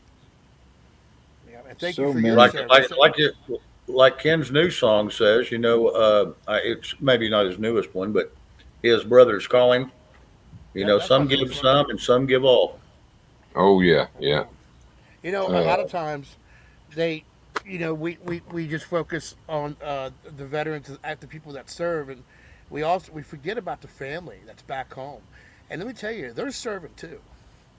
When you got a loved one out there, that's a service they're doing to offer up one of their children. So thank you, Margaret, for your service as well. Hey, I would venture to say it's harder on the ones at home than it Yeah. is the one that's Yeah. away. You know, the The soldier. fallen ones, their problems are over. The ones that are left Yes. behind is the ones that suffer. Absolutely. Yeah, I know my mom used to tell me when her brother was in Vietnam, she said they'd run to the paper every day because they would list all the names of everyone that was killed in Nam, and every day she had to run to the paper and see if her brother's name was in there. And she said she did that for 4 years. 4 years. You just never know when you're going to pick up that paper and there's your family member's name there. And because times are different, they didn't have social media and all this tech. Back then it was still print. And Right. so yeah, it does. It's you're right. Sometimes they serve even more. You know. They definitely do, particularly when, well, let's say, a young guy and woman just got married and he goes to a war somewhere, gets killed or captured or whatever, and is gone for many years. Well, the woman or the mother, the wife, the mother, whatever, is still living in that pain, Yeah. of not knowing. Yep. I'm more or less talking about the ones that are missing in action, And I mean, I've known some of them, and it's very hard on them. And I tell you, there is no better place to be laid to rest than Arlington. Mm. That is simply a gorgeous, gorgeous environment. You can feel it. I mean, you can feel the energy when you're there. You don't want to talk. It's amazing. It's like you just don't even want to talk. You just don't want to disturb nothing. It's so beautiful there. I loved it. I got to get back there again. I've never been, but I would love to see it. I mean, I have to admit it. I tell you what, if you don't believe in the higher power, you might change your mind once you walk through Arlington, because you're going to experience something, and you're going to feel something. You're going to experience something, and if you don't, then you probably not human anyway. So I don't know. Yeah. Well, Ken, the cat has something to say. Let's hear him. Then I got to make a statement for you. Okay. Go ahead, Yeah. Cat. I've been to Arlington. I've been to the Punch Bowl in Hawaii, to the Arizona Monument. The impact to your heart is all the same. There's something profound that happens when you look at those names and those people. Yep. That paid Yeah. that price. Yeah. And Well, Ken, my statement. I'm sorry. Go ahead. you're a blessing, man. That song really rips to the heart. Thank you. It's a gift. I'll take it, and I thank you, but give the credit to the man upstairs. Cause he's doing it all, man. I'm just a regular old idiot trying to make my way through life. I don't know anything, or it's all the man upstairs. Well, Ken, you're an idiot with a heart. I'll tell you that, no doubt. I mean, Well, he's got the right products then. yeah. Hey, Shane, I wanted to tell you, brother, if you in StreamYard, if you go to your branding tab on your right, and Yes. and then scroll down to where it says video, Yes. you hit that plus sign, upload December Win, and you'll get premium quality audio. Okay. Yeah, because I didn't know how to do that. So yeah, I'll probably get with you tomorrow and have you walk me through it or sometime. That's why One thing I do want to recommend. One thing I'm going to recommend for you, Ken. The first thing I want to say this about Arlington. I was told that when you get out in Arlington in spring and it's all grassed over and that's well manicured, real beautiful, take your socks and shoes off and walk through Arlington, and it feels like you are absorbing the energy of all them young men and women, I believe it. because Very well they said could it's a feeling that you'll never forget. I believe it. So Very well could Other be thing doing is- just that. what's that now? So you very well could be doing just that, absorbing the energy. Well, they say if you don't walk out barefoot in the dirt, get off the concrete, get off the wood, get in dirt, your body will start rejuvenating itself from the foot up. Absolutely. I know what it's called, grounding. That's what it's called, grounding. Yes, yes, and all it is it's the electron. It's a magnetic electric that's in the ground Hmm. And there is an energy from that, and your body absorbs that energy. What, And that's what Tesla worked on, and that's how he had free electricity, was from the ground. No special. yeah. He just knew how to use magnets to extract it out of the ground, Yep. and that's all it was. I agree. Talk about it all the time. And then the other thing I want to recommend, Mr. Ken Carson, since he ain't quite set up to do, a live performance, what would be cool is if he'd show up, just like Jack and all them over at Steve Aloha's, Oh yeah, yeah. and he could play his music on there and let them see what he sounds like.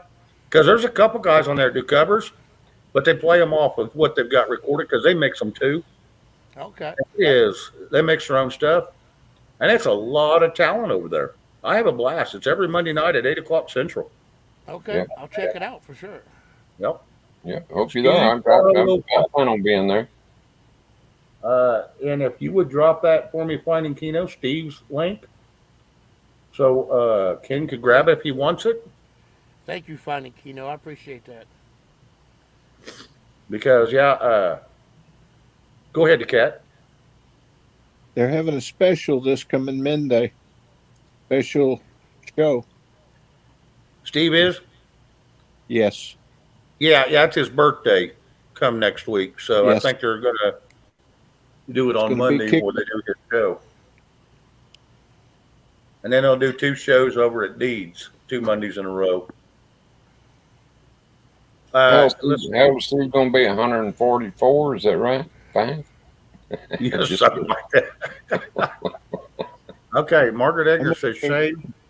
Jody was a CW2, was a pilot in Special Forces. He was only 32 years old. Bless So- your heart. My feelings go out. Absolutely. We send our men, women, and children over there to die, and they send their boys and girls over there to become billionaires. Politicians suck. Sorry. Oh, you ain't wrong. You ain't getting no argument from me. I must go refill. What's that now? The lounge. I said I must get a refill. The lounge is open. Yes, it is. Be right- And there's Deeds' show too. He dropped Deeds. Deeds is the one that's going to be on the next Monday. So both of them, they're both in together. They're a lot of fun. no doubt. Brian Morgan, hello. Dip me lot of in great shit, people that over was- Well, dip me in shit. He says, howdy, fellas. He must know 1 or 3 of us. Yeah, either that or he heard Ken talking about the shit man a while ago. Yeah. Shit, man. I'm so glad the shit man showed up. I bet you were. I was starting to get a little nervous there. I was like, I don't know if I'm gonna make it till morning now. Come on. Now, can you drain your gray water on the ground? Yeah. Okay, that's good. Yeah. Hey, that's just free watering for them. Yeah. It's just soapy water, Yeah. Yeah. Yep, you sure can. Well, Slim, you wash your hands in soapy water, get them clean. You don't wash them in dirty water. You wash them in soapy water. So there you go. That's right. Yeah. Yeah. I watched my Yeah. brother-in-law the first time he rented an RV and Yeah. took it out to the lake where camp. He says, "Man, my gray water's getting full." And he says, "Can we dump that on the grass?" And I said, "Yeah." And so he went to dumping it. I walked around and he's blowing shit halfway Oh, across. no. Good. I said, I walked back around there. I said, "You might want to close that." I go, "What?" And he goes, "Why?" And I said, "That's not your gray water. That's your black water. That is shit coming out." So then he was out there with a garden hose trying to get it washed down so he didn't get in trouble. Yeah. I giggled so hard. I bet I giggled half the damn day because of that. Every time I turn around today and I think about it, I just remember shit shooting out there 15 feet. Just Oh, blowing yeah. out this damn thing. Oh yeah, they can get some pressure built behind there. Oh, yeah. It's all gravity fed, so. Yeah, yeah. Oh, my God. It was blowing out. Oh, I giggled so hard. It's I was like that sitting here movie one night, RV. and this has been 5, 6, 7, 8, 10 years ago. Yeah. I was sitting here one night and started thinking about that, and I just started bursting out laughing. And the people was here says, "What the hell are you giggling about?" I said, "Oh, my brother-in-law." I told them the story, and hell, they started giggling. What you got there? It's Is a that big one, bourbon? whatever it is. The cat. No, I call this one a peach swing. Okay. It's jacked up peach, vodka, Everclear, mango, and Yeah, that sounds peach. Everclear? Son, Wow. that's some rock gut shit going on there. Now the Everclear is the octane booster for the vodka.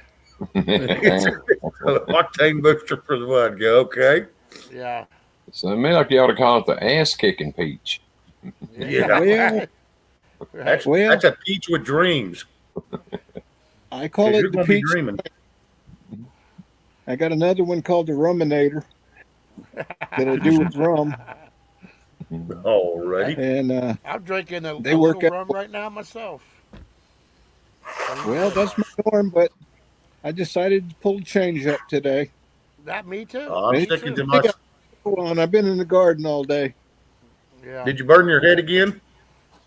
Oh, more than that, my arms and shoulders too. Yeah. I got some pretty good sun myself today. The sun was blasting where I was today. Felt great. It was. But I've been riding most of the day, so yeah, you guys are lucky.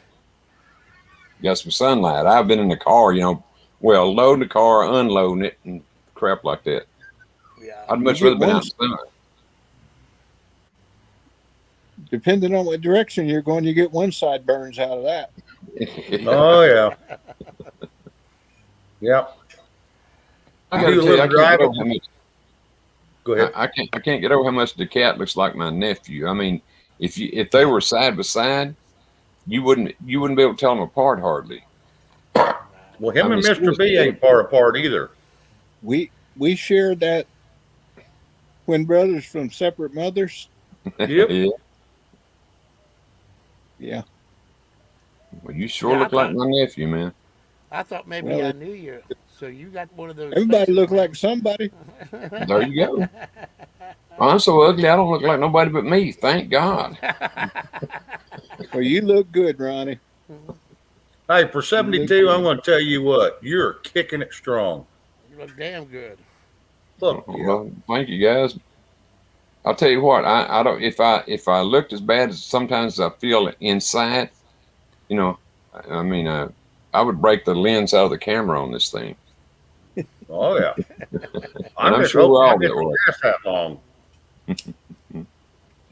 Yeah, but Well, I'm 60. thanks, I bud. got a life. You got you're 60. What 8? You said? 68 and got a new new life going on. I'm Good. doing all the things I never got to do when I was a contractor. You're 68? Yes, sir. Now he You don't look look like damn he's good, in too. 68. No, he does not. I would have guessed him to be about 55, something like that. Once again, me and Ken Carson's the young pups on the damn block. Yeah. He's a month older than me. Yeah. Yeah. I'm There's 22. I just look 51. Yeah. He's a November baby and I'm a December baby. That's the only difference between me and him. hmm Yeah. Well, So you're the old man between the two of y'all, then, right? Between me and Ken, yeah, he's still everybody on this panel got me beat by at least a month. At least. Yeah, and he was only like 2 days away from my best friend when I was growing up. He was a November baby too, and I think it was 2 days away of their birthdays. So Mine's the 9th, yeah, his was like the 8th. 8th. Yeah. I remember you telling me that. Yep. Yep.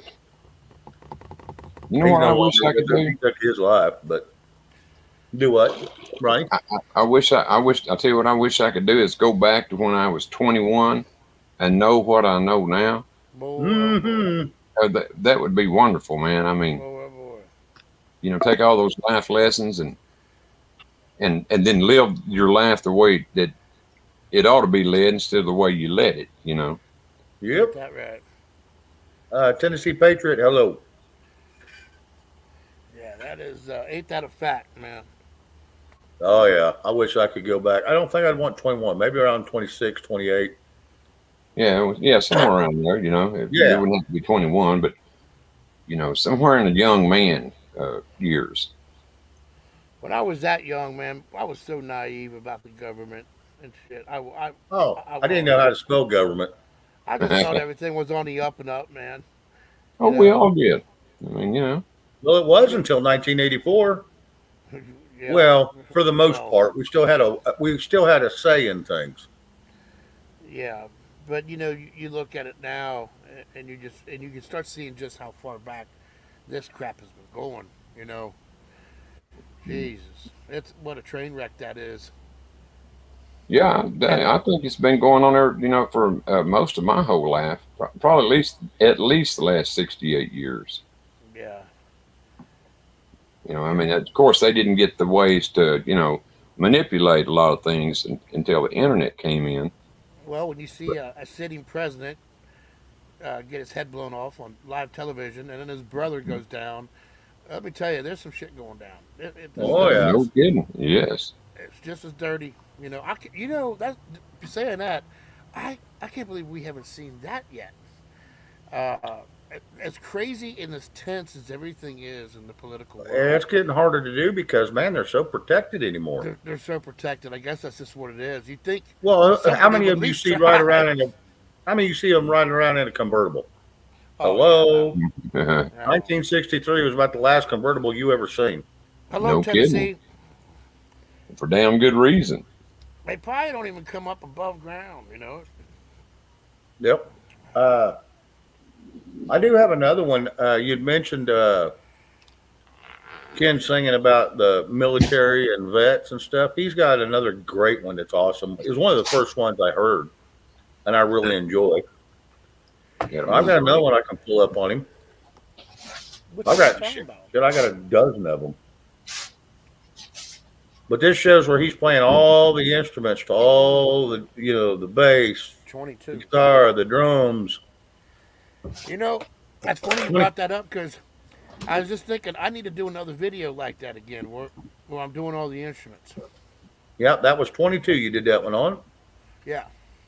Yeah, I got that one. And I'd like to play it for y'all if y'all want to hear it. Not only the panel, but the chat too. If y'all like to hear it, put a 1 in there. The panel will just have to suffer through it. My damn show. I'll give you my one right here. There you go. Hell yeah. I'll tell you. I'll second that. I'm not. There you go. Creek Squad. He's wanting to hear another one. Oh, Creek, he does a little show on Saturday nights. He does a little karaoke. And plays a little guitar and it's a lot of fun over his too. Great young man. 28 years old, but great young man. Susie D. Creek, Tennessee. What's up, Creek? Oh, what's up, everybody? Good to see all you folks. Mm-hmm. Yes, sir. And it's a wonder Steve ain't popping in here in the chat. I bet he's working. Thank you. Well, Tennessee. even when he's working, he usually pops in. Yeah, he normally always does. He says hello anyway, you know, and then he's Oh, gone. absolutely. I always trying to get his ass up, and he says, "Kid, I'm at work, but if you're still on when I get off, I'll be there." I think I know where he lives, and I think I know what he goes through because I've been there many times on contract work. Yeah, he's out there in Hawaii. I don't know which Yeah. island. Well, I think it's I would- Oahu. my guess would be the Oahu and I think so. Pearl. What's the big island there? Is that Oahu? Well, I'm speaking of Honolulu, Pearl Harbor area. Yeah. That's That would where be- Steve is. He's close to Pearl Harbor. Okay. Just because it takes 2 hours to get from the shipyard to where we would normally stay, and it was only 10 miles. Okay. And things I've heard him say, that's an exact description of what I've experienced.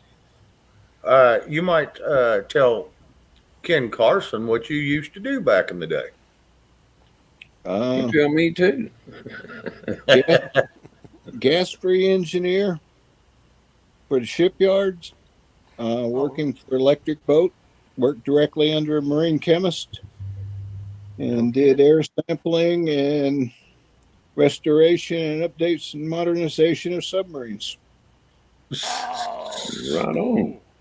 So Very you know interesting he's right job. next door to a vet. He's been involved in all that. So he's got a welcome to and thank you for your service coming. And it's his. Absolutely. I did Thank you 30 for your years service. in missile programs and submarine platform. Well, thank you for your service. So Thank you. Did you ever get yourself caught on? You was working on one, and they went out to sea, and you was stuck there for 6 months out there on a sub. I've been stuck in transit across the shipyard, and we couldn't get off for the day. But most of the time, they would fly out to wherever the sub was, and we'd do whatever was necessary, and it didn't stop till we were done. Sometimes 6 God! time. Thank you. Devil Dog, hello, welcome, and hey, Ken, you look sharp in the dark. I know. And yet, I still manage to look better than him. Thank you. How you doing, D-Dog? Hey, D. Thank you. Well, I'll yank this next one up. If anybody needs potty break, it'd be a good time. And if you're not, this is another great tune by this young man that I have to call you young. That way I sound young too. But anyway, this young man. And like I said, I love his music. Thanks, brother. So I'm going to get it ready over here. And then we will, and this is the video where he's playing all the instruments. And then he blends it all himself. Can I set this up real quick? Yeah, go for it. Get it in. The song 22 is I'm singing about the 22 veterans that take their own lives a day.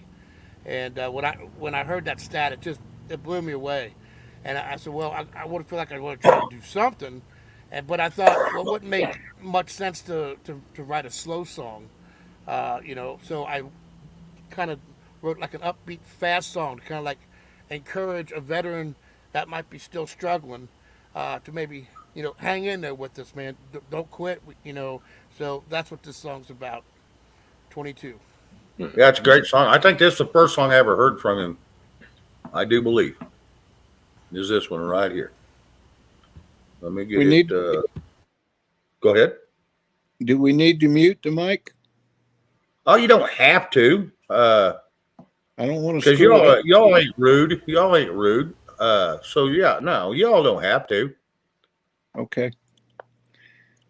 I just usually ask people to do that just due to sometimes people like me get a cough or something, but I can't mute because then it won't come through. So, but it just keeps down any riffraff that comes in the door behind somebody or comes in and starts talking, don't realize you're on live, Got it. So that's the only reason I do that. But over here, no, we're all good to go. You don't have to mute. So here we go, ladies and gentlemen. Another great song by this young man. And he's got many, many, many more. And I don't have his 9 album with the copyright to get him because he's got a bunch more that is just phenomenal. So you're going to have to go check him out over on kencarson.com. That's KKenkarson.com. And you can find all his information right there. He's got some free downloads. You can usually look some of his songs up on YouTube once you know the names. Great musician. I mean, anybody can play this many freaking instruments, self-taught, is phenomenal in my eyes. Thank you, brother. I appreciate all that, man. Thank you. No, well, it's the truth. When music's your life, you appreciate the good things. That's right. All right, here we go.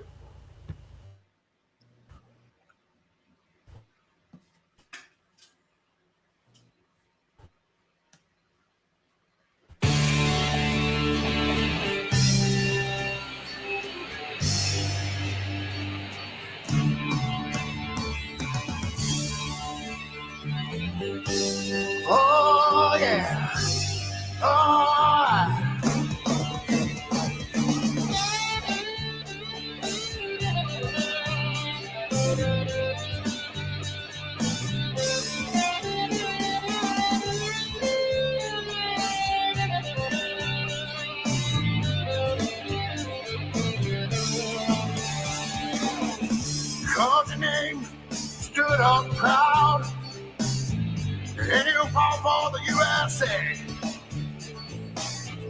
We all know there comes a time in every man when he looks down deep and he makes a stand.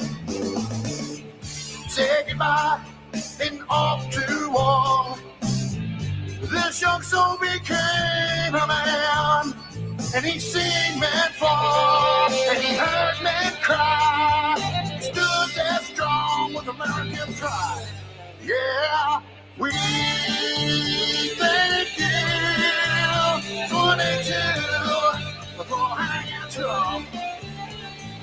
We thank you, 22, so stay with us. We all know there comes a time in every man when he prays to God to be a better man. You feel the pain, awake or not. You pray for mercy under the candlelight. He said goodnight, went back to war. With this good man we call brotherhood. And we see your pain, we hear your cries. Let's stand and fight for the American way. Yeah, we thank you, 22, for hanging tough. We thank you, 22, so stay with us.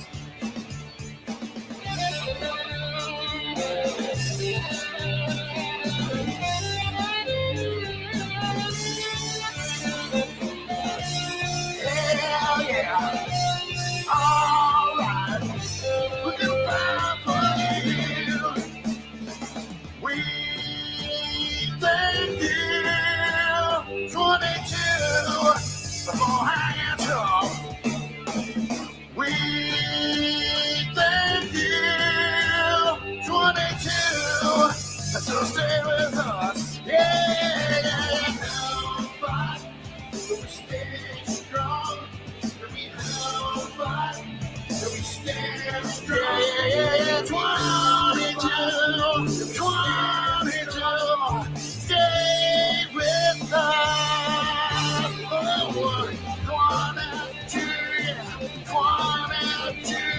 Oh, 22.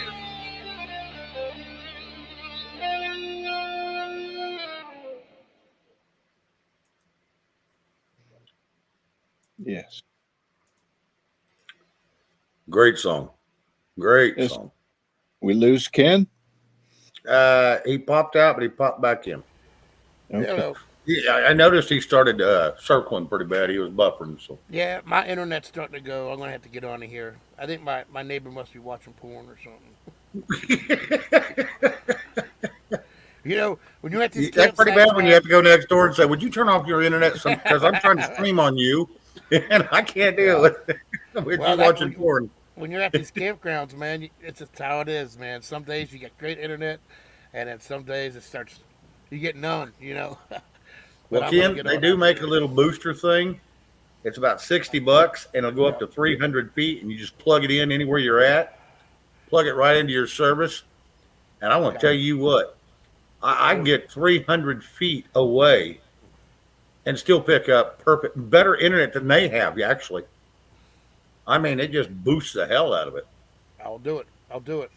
My stepson used to hate it because I'd plug it in the dining room, Yeah. and he couldn't play his Xbox because I was robbing all his damn internet. So then he ended up running a hard line to it. But then he left mine alone, too, because every day I'd find mine unplugged. I'm like, are you a butthead? Sure, Tennessee. Anytime you want to talk, brother. Just go to KenCarson.com and hit me on the contact page, and we can set it up. But thanks, Shane. I appreciate you playing that, and thank you, everybody, for all the kind words and everything. I really do appreciate it. It means everything. It does. You know, because you don't make a lot of money doing this shit. But when people, especially veterans, tell you, hey, man, that song really moved me today, or I hear a veteran write me saying, that song moved me today, let me tell you what, you know, that's paid dirt right there all day. Oh, absolutely. I'm going to tell you what. Yeah. You can have all the money in the world and be the shittiest person in the world, but you can have a good heart and be broke as the next homeless guy standing next to you and be loved by everybody. I don't want a bunch of damn money. It scares me anyway. I'm afraid of what I do. Yeah. You know what I mean? And I think God knows that about me. That's why He keeps me right here. You know, just keep Him humbled right there. Right there. That's it. Go ahead, Ken, Cat.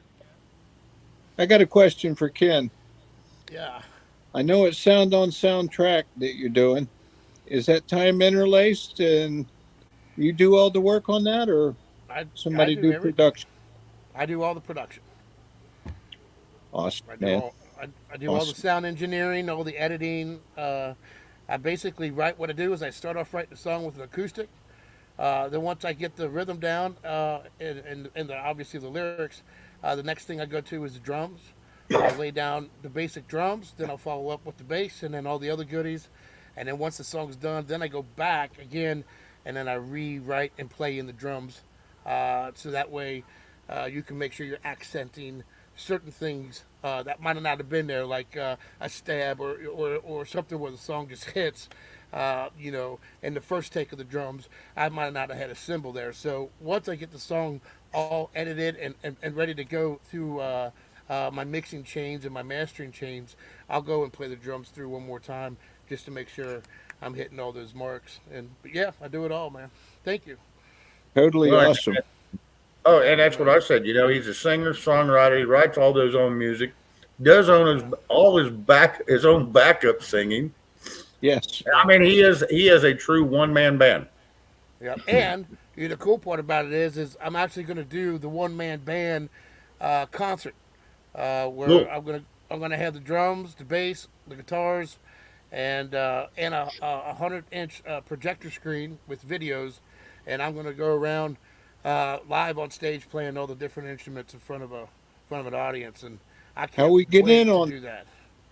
Yeah, no shit. How do we get in on that? What do you mean? Go to the show? You mean or? Yeah, if we can do it live, are you going to stream it all? Well, we want to. That's the plan, but the I don't know if the internet, the pavilion could go live. It's definitely going to get filmed, and I'll bring it to everybody that way. But being live, that's a tall task. They said they're going to be bringing 5G to this venue. So at some point, yeah, I'll be able to do that for everybody. As far as the first time I do the show, that's a question mark. But it will be pre-recorded. And Well, and here's the deal. Yeah, you know, even if Crystal can take and get made some pieces of it live and she'll film the stream whole them. thing.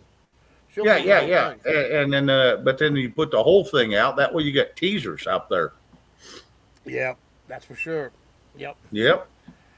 It's a lot of work, man, setting up that damn drum set and all that gear. And, you know, I'm a one-man operation even when that's concerned. I do all that, too. And, Oh, yeah. I earn a little bet bit of he money does that I do make. That's for sure. I earn every penny of it. I imagine you do. Oh, I do. That's the only thing I hope that my music takes off someday, just so I can hire a crew. Oh, yeah. That's I just want to hire a crew. You set up my drum set for me, thank you.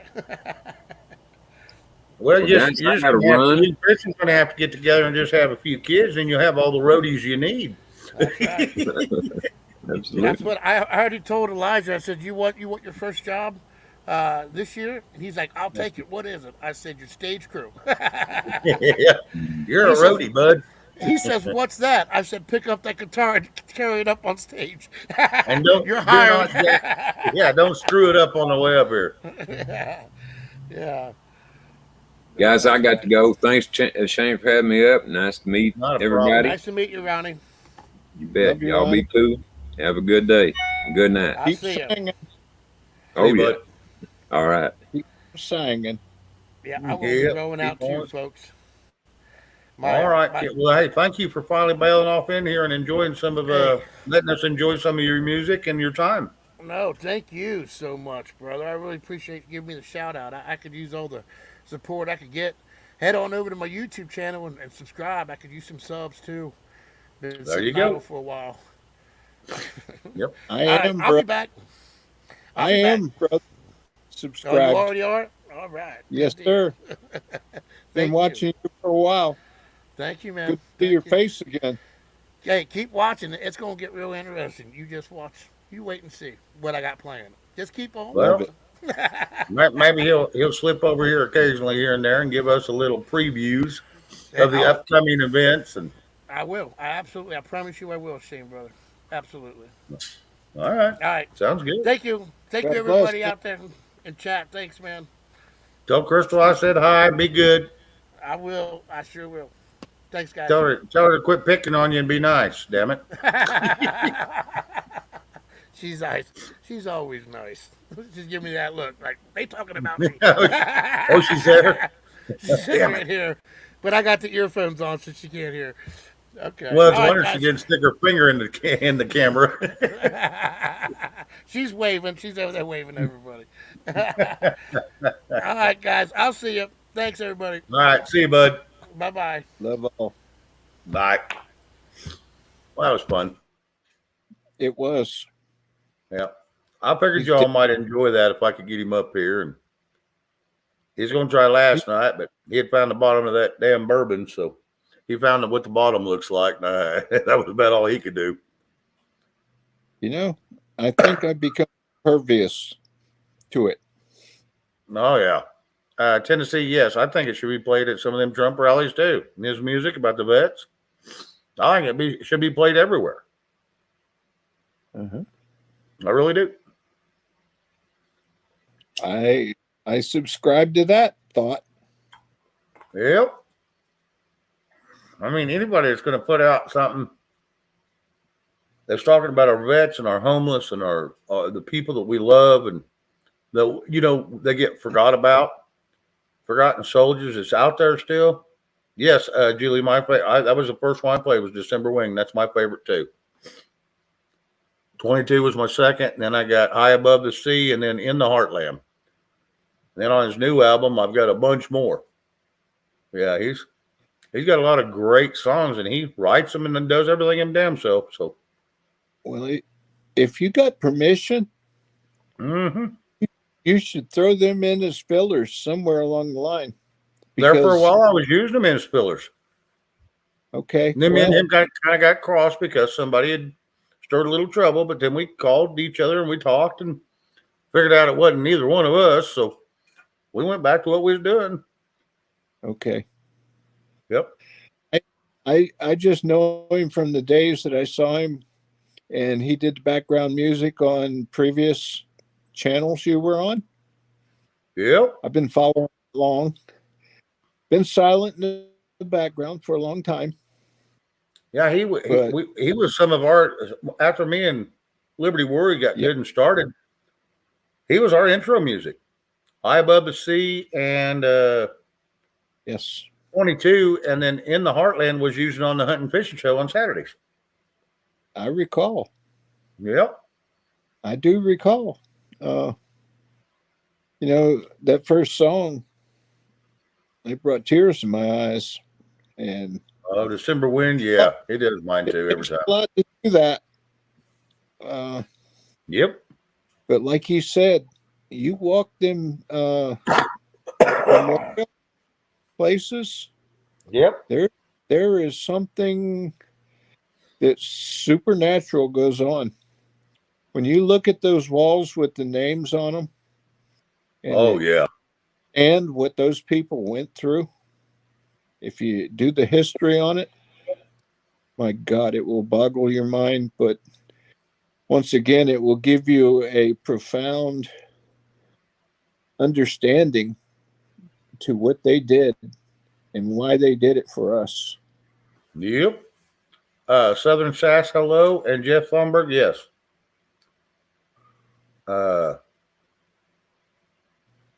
He's a veteran, and it is a tearjerker. It is. Yeah. It's sad what happens to the veterans. It's sad what happens to any homeless person. It is what it is. It really And is. A homeless veteran should never be a thing. The government should take care of them. At least the military end of it should take care of them because they served voluntarily. Most of them were volunteers. And they didn't have to. Right. You know, some gave some Nobody- and some gave all, but either way, everybody give a piece of their time and their life to the military to keep And this the- country free. And now they come back here. Oh, they can live free, but they're in a damn tent on a beach or under an overpass. And that's just wrong. That's not the That's just- place for. No. And, you know, back in the day, back when the colonial wars and all that, if you was to serve then, volunteer and serve, they'd Mhm. give you so many acres if you survived through the war. They'd give you a couple acres and you could go live there. Do your own damn thing. Why don't we do that? Right. There's still plenty of land here in the United States. We quit selling it off to China and Saudi Arabia and India, all these rich countries. There's plenty of land. My family lineage on my great grandmother's side, they were Revolutionary and Civil War veterans. Wow. Received, I mean, minute pensions for their wounds and what they did. Yep. When I look back in the family heritage of what their wills and things, you know, it accounted for how many chickens, how many cows that they may Yep. have, the acreage of their home site, and go back to how they were wounded and how it impaired their life, like a musket ball through the lower ankle or shin. You never Yep. walked again. They don't have orthopedic surgeons back then, No. Nope. you know, so I have a deep respect for all those people. Even to Oh, this yeah. day, my son-in-law and my daughter, he's been deployed so many times. He's got the first time that he's with his wife in the States and serving his, I don't know what you want to call it, but he's now teaching instead of being out there in the sandbox. Right. And they're allowed to be together. And that's pretty awesome because they've been married 10 years and 8 of that he's been deployed. Oh, I know it. I know it. It gets crazy.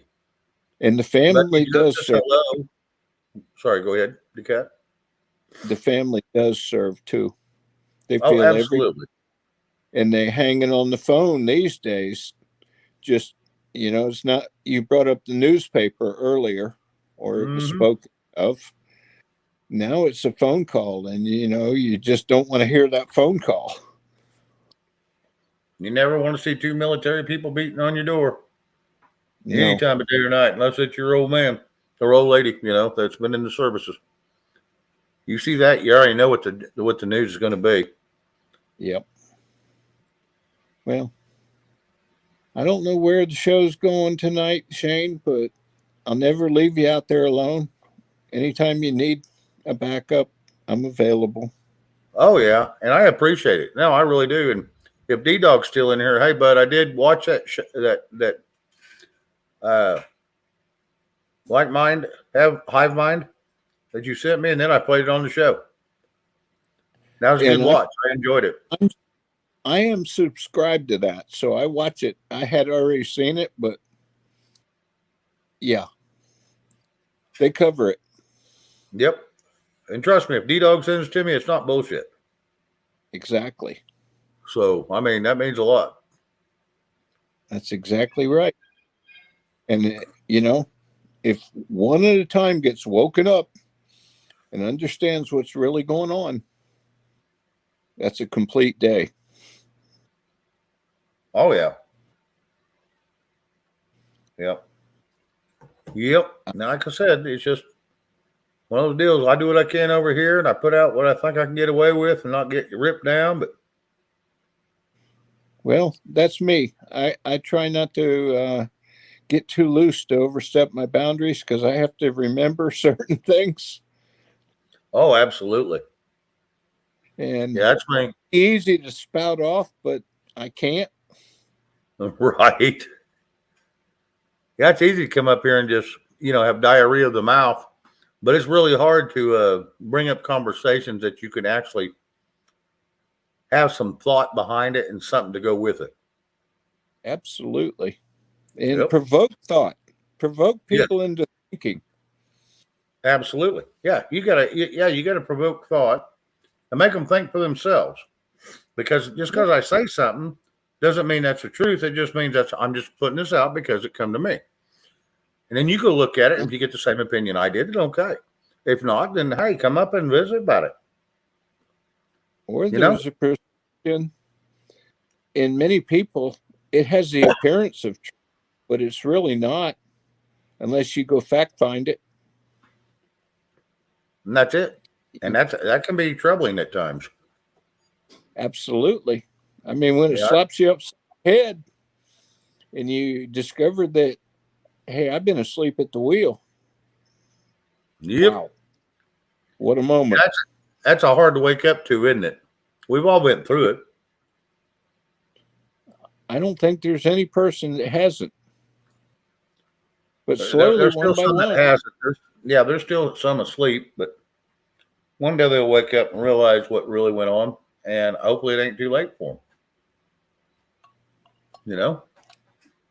I don't wish ill on nobody. My thoughts and prayers exactly. Yep. I don't wish ill on nobody.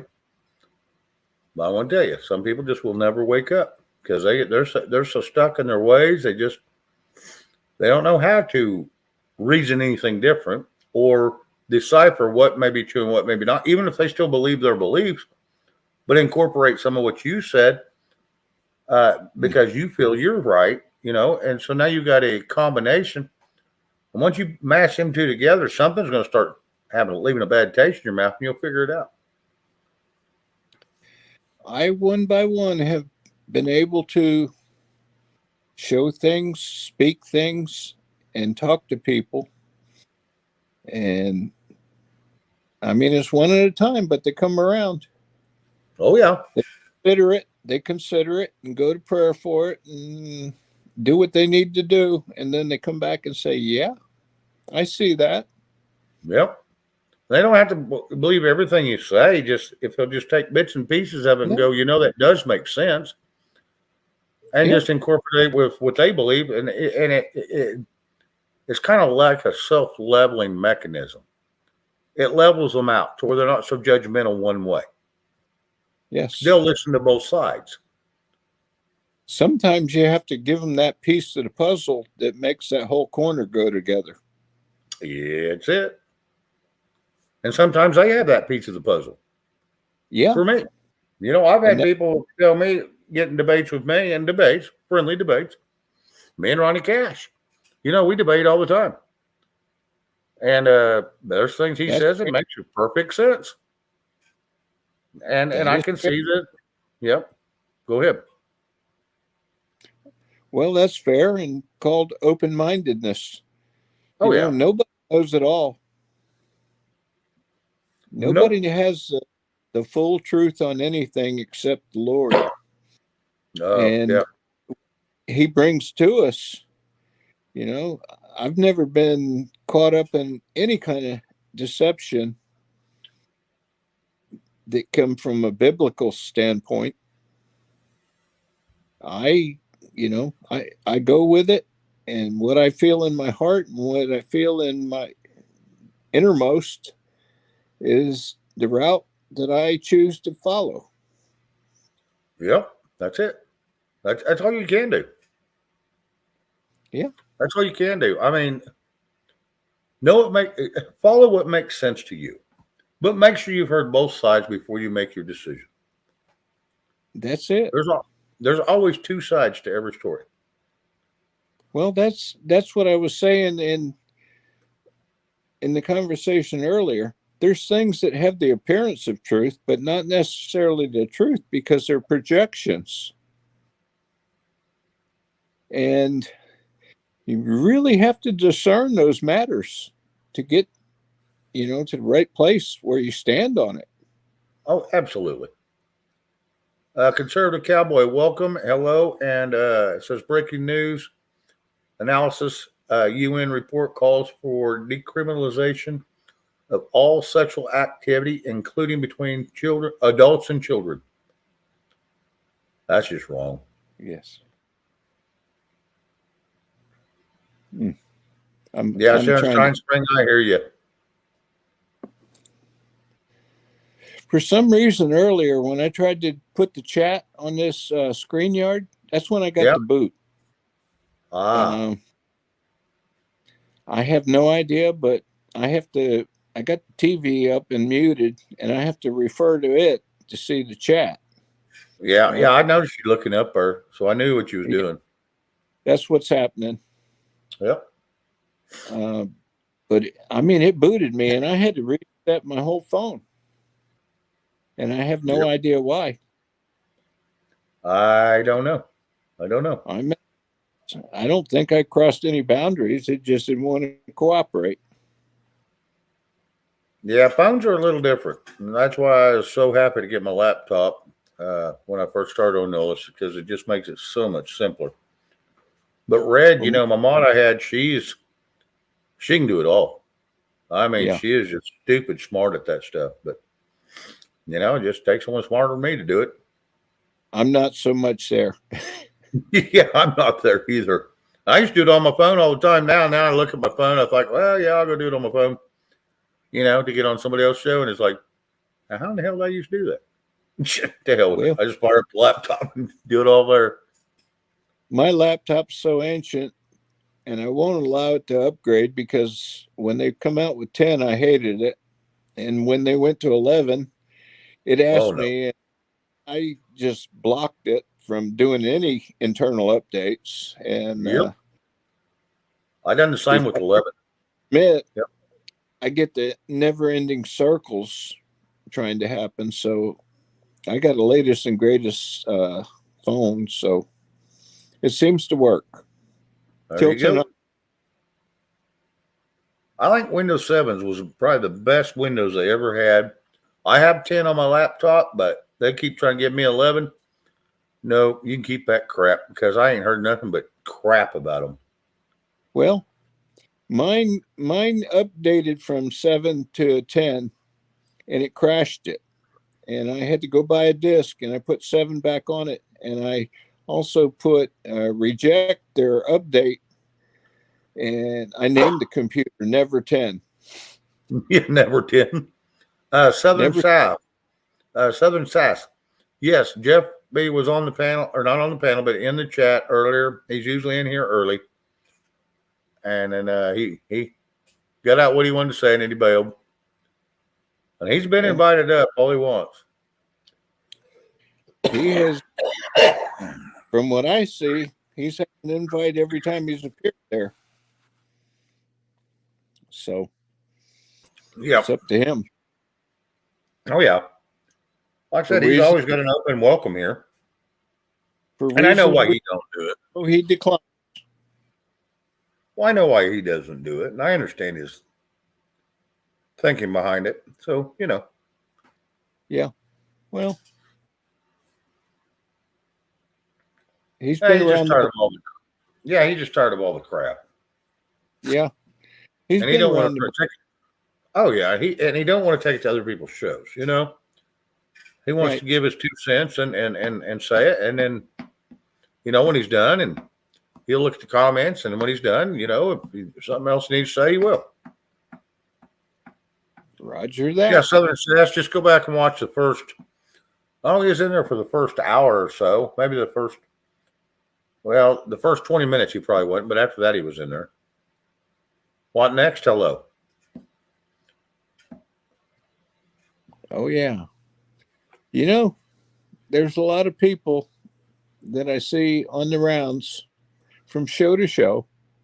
Oh, yeah. I do prepping 101 at times. Oh, yeah.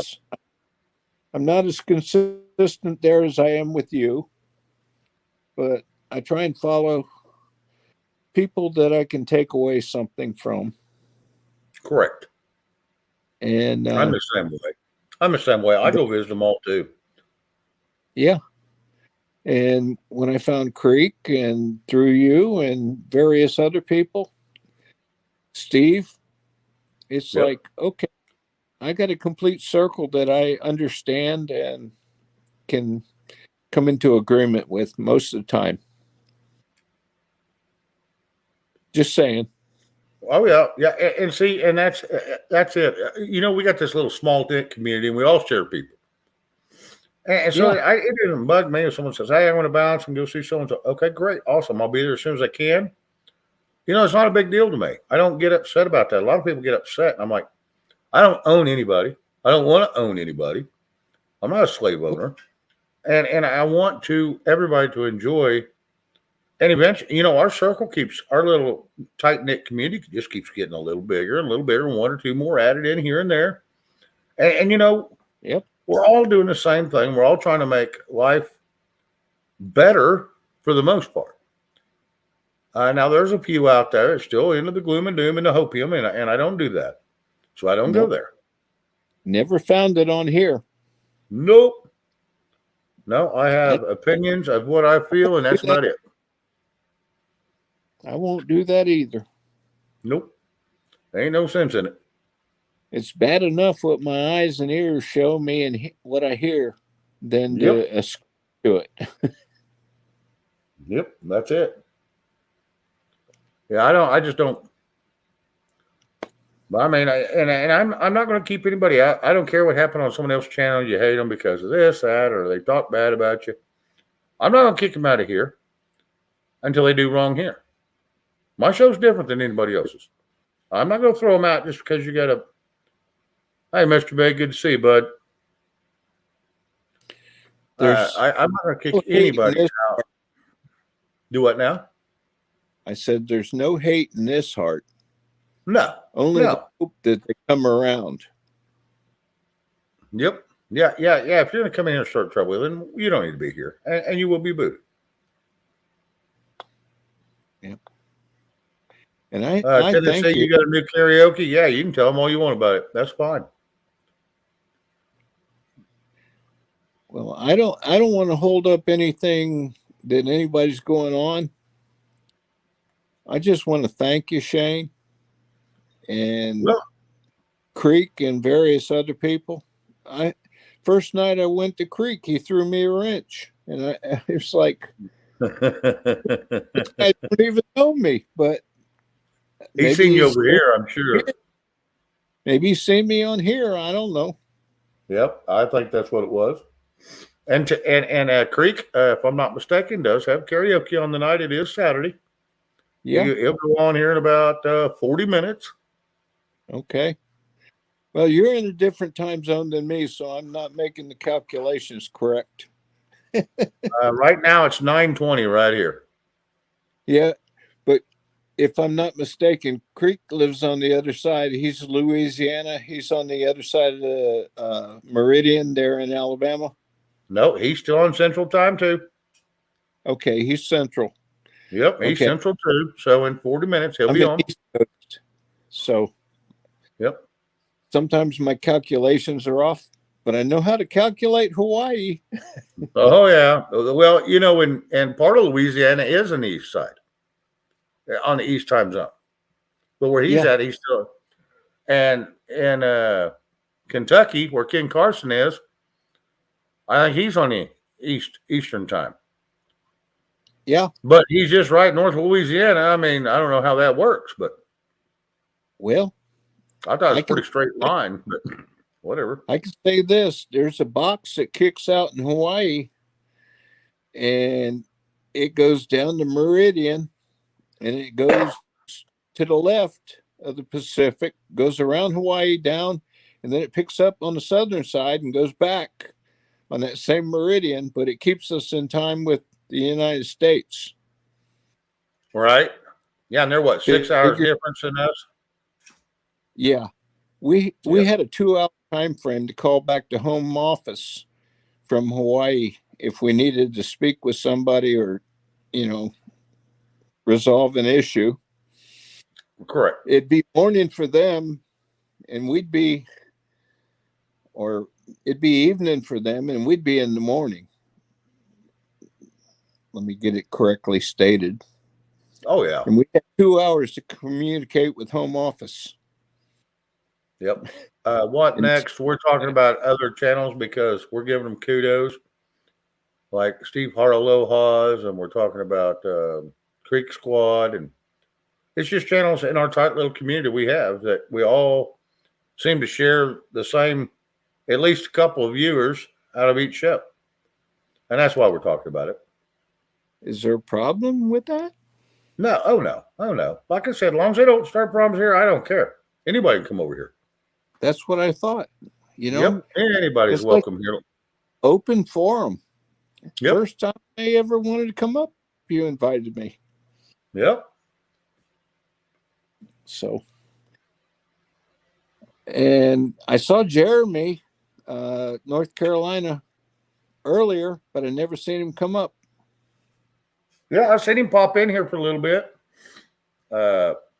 He's And he an sent me a message off my show last night. You know, a comment. He had been having his granddaughters, I do believe, for ever since like Thursday or something. So he's had his hands full. Okay. Well, mine's with us tonight. But she goes back to her room and does her own little thing. We got a bedroom set up for her, and Oh yeah. it's all good. It's all good. We teach Oh, the absolutely. children. Yep. Well, what's the next stopping point tonight? Tonight we'll probably shut down here in about 7 minutes. Okay. It's been a I really can good hold night. till then. Do what? The cat? I said I can hold out till then. Oh yeah. Oh yeah. You just have to sip a little slower so you don't run out. No, that's the other side of that issue. Mr. B, not a problem, man. I understand. Joseph Greenwich, hello. Even I Mr. hide out in here. Mr. B, we love you and missed you tonight. Yep. No giggles. Yep.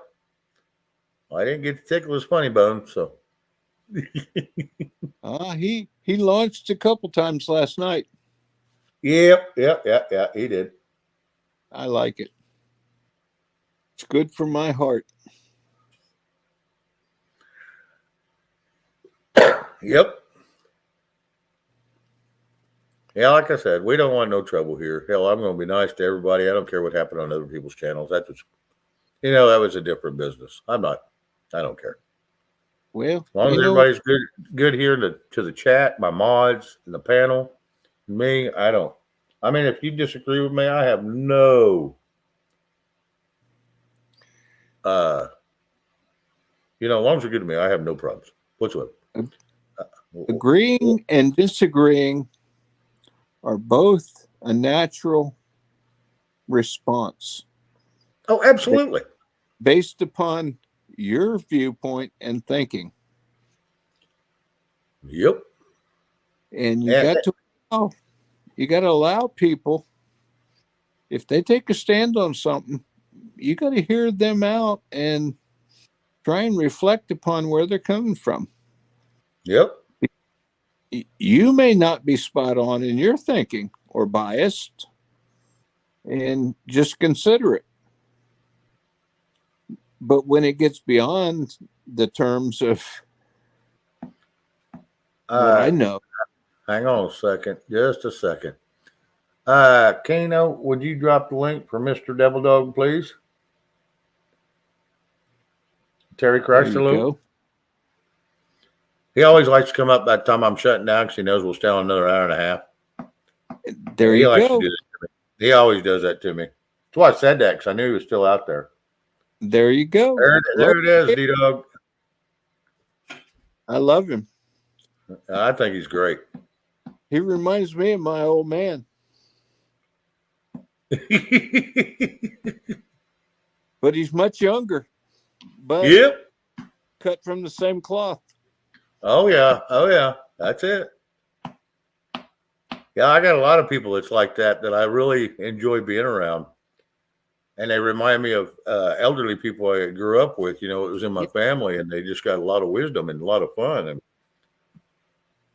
so, If we had only listened closer to them. oh, I know that's Hey, right. D-Cats, how are you doing? It's always good, brother. Semper Fi, my man. Okay, the shirt says how to pick up chicks. Yeah, that's what it is. It's the chicks one again. Oh, okay. Yeah. It's all good. Yeah. So did you watch that video? Yes, I even played it on my show. What do you And think? it Did it kind actually- of blow your mind a little bit? It actually added some depth into what's going on. At first, I couldn't figure out why you sent it to me because I'm thinking, this is who was it that put that out? Hive Mind, Liberal Hive Mind. And yeah, I love him. he's He's like, great. oh yeah, I love how he puts things into a different. He presents things differently than what we present it, and it's just great the way he does it. Yeah, I love but at the end of his videos, when he goes on his little rant, that's when I usually go to a different video. Right. I subscribe to him or that show. I don't know if it's Yeah. a him, but I had already seen that, and I concur. And my drop in chat was they're natural gas collectors, but they won't do it here. But they'll go there Yeah. and collect. Yep. Yeah, it was no, I even played it on my show. Very good for people to hear. Yes, it was. And usually when I play a video that's 8-10 minutes long, I lose a lot of people. I actually started gaining people when I played that. And that's odd for, playing something like that. But I didn't have a whole lot of material for tonight, like any night. But it was just one of those deals. I was waiting on Mr. B or Ken Carson to pop in, and they was both running late. And then Mr. B just got too damn wore out for the day. So it's all good. I don't care. I mean, it is what it is. Old. I shouldn't expect people to come up here with me. It's my show.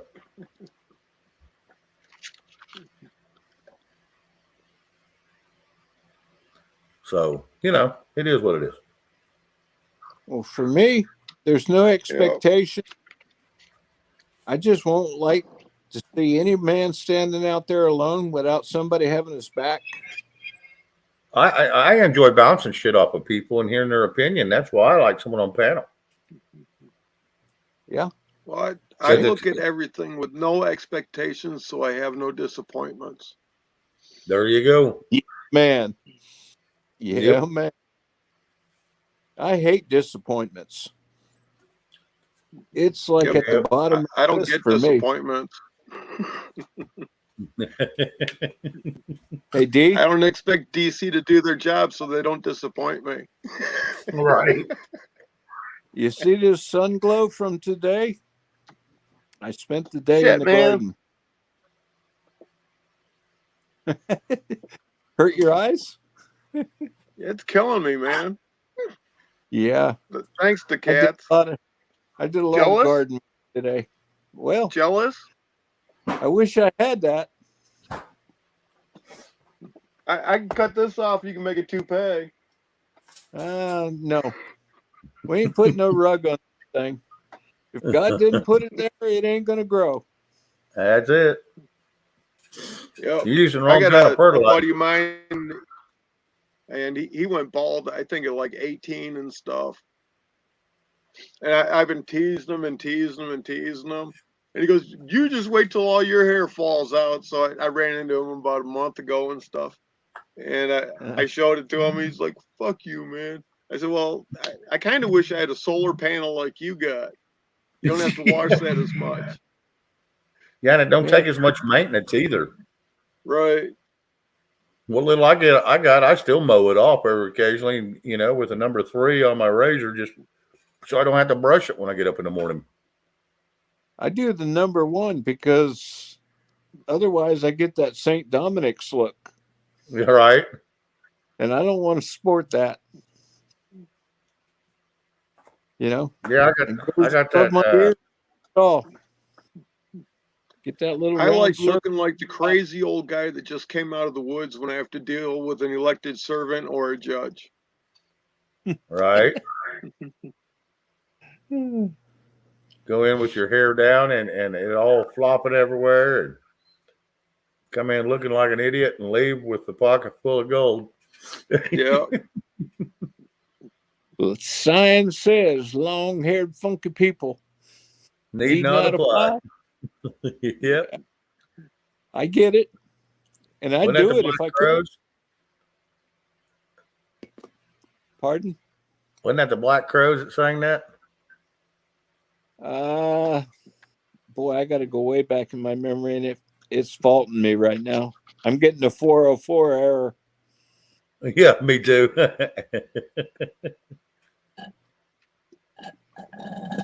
Yeah. It's been Sharon, good, though. Japanese steakhouses have never been cheap. No.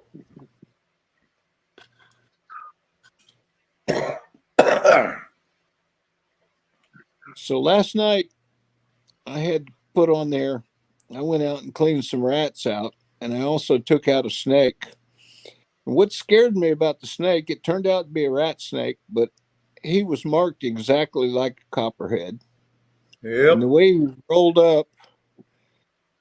was rolled up, and he puffed up his glands on the side of his neck, I couldn't tell what it was, so I had to take him out. He was probably my friend eating rats, but I want to tell you, Bruce rat just snakes are number one for mimicking rattlesnakes.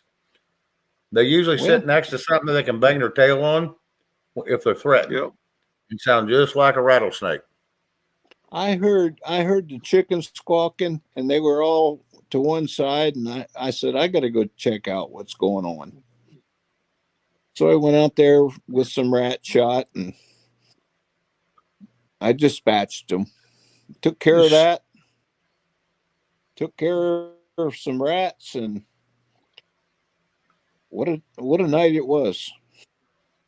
And That's one of chickens the probably reasons weren't scared of that snake because chickens usually kill a snake. They'll even kill a rattlesnake. Well, the Well- rooster will kill the snake. Yeah. Yeah, I have no roosters. I got all hens. And they gathered up in one side and were squawking, and I knew something was wrong, so I went and took care of it. And he was 4 foot long and had a rat inside of him. He's looking for more lunch, huh? Oh yeah. Well, what besides the chickens, what tipped me off is I seen rats running in daylight. Yep. And I don't normally see that unless I cut the lights on out there. I got a remote switch so I could light up the chicken run, and they'll scurry every direction when I put that light on. But there was something different going on last night, so I took care of it. Tennessee, yes, I do like some of George Jones's songs. I don't try to attempt any of them at this point because I don't, I just haven't had anybody ask me to try, and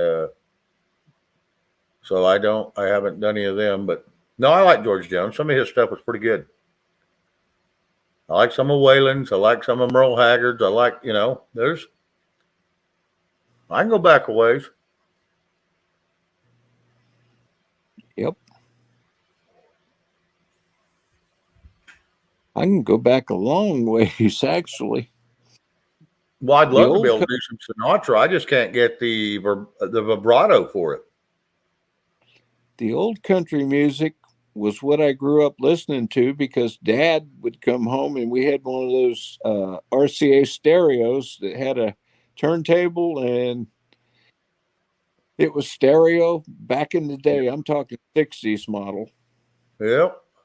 And when he was home, he would play his country albums time after time after time. I mean, stack up 4 or 5 of them. So that was what I grew up on, hearing that. Yep. To this we used to day, do a lot of them and 45s even. We had a lot of 45s. Go ahead, Decat. I got Willie Nelson's first. It's 33 1/3 RPM. but I got Willie's first introductory album, Willie Nelson. Huh. This left over from my folks. Believe it or not, he has a crew cut Oh, I on don't the doubt it. album cover. Yeah, this No, is my in real dad was a huge fan of Willie. early 60s.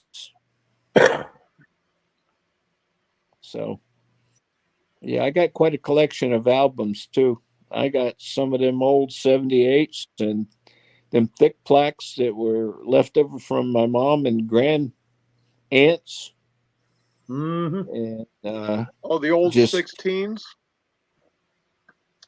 they were about 3/8 of an inch thick. Yeah, 16 And- speed. Yep. Okay.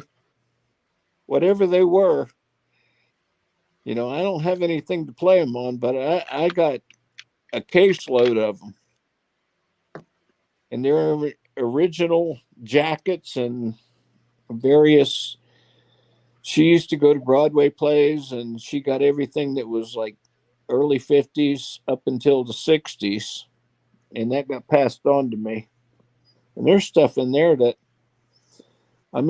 old time jazz and some of the old, you can find them on YouTube if you look them up, but I didn't even know who they were.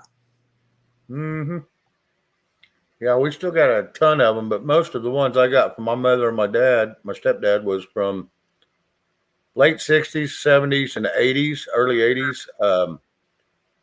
Journey, R.A. Speedwagon, Boston, the Monkees. Yeah. All of them. Well, I'm quite familiar with all that, but these are way beyond. They go back to the jazz swing era. Oh, yeah. Some of them's pre-World War II. Yep.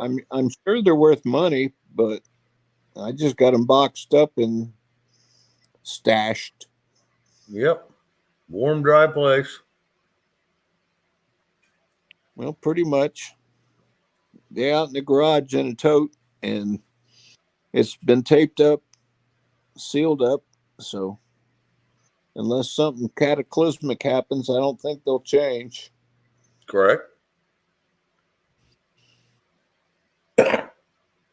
Unlike all the magnetic media that I collected over the years, it all degrades. Oh, yeah. Got old 8-tracks and cassettes and various forms of magnetic media that they get bombarded constantly.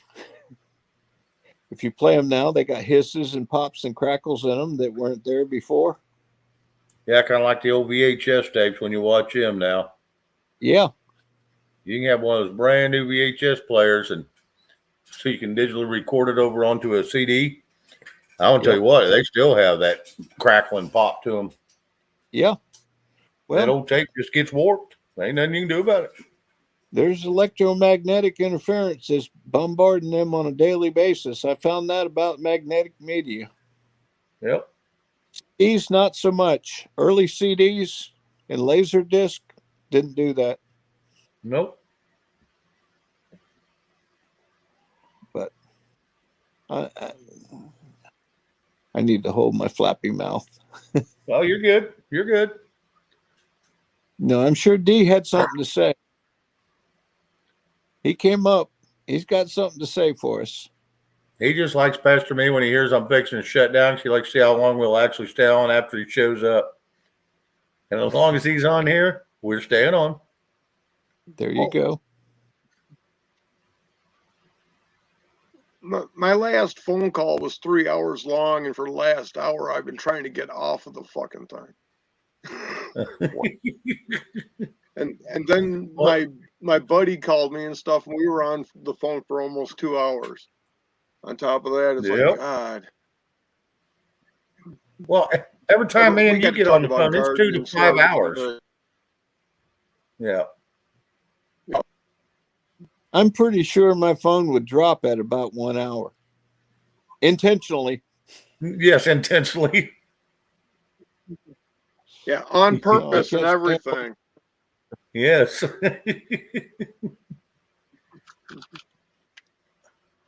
Yeah, I try not to do people like that. Well, you're in a different perspective than I am.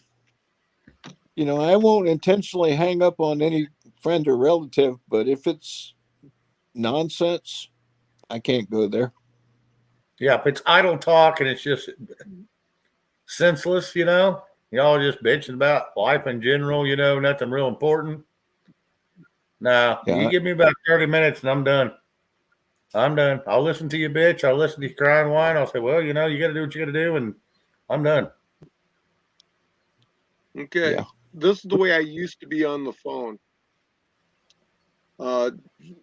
This is back when I was doing siding and stuff. I was over at one of my suppliers and somebody calls me, so I always answer on speaker. And we're talking back and forth, and he goes, well, that price seems a little bit high. So I hung up on him. And the supplier goes, what'd you do? I said, well, he was done talking. Or was I done listening? It's one of the two. And then he calls me back. I think we got disconnected. I said, no, you told me my prices are too expensive, so I'm done. And then I hung up on him again, and he called me back again. It's like, man, don't you get it?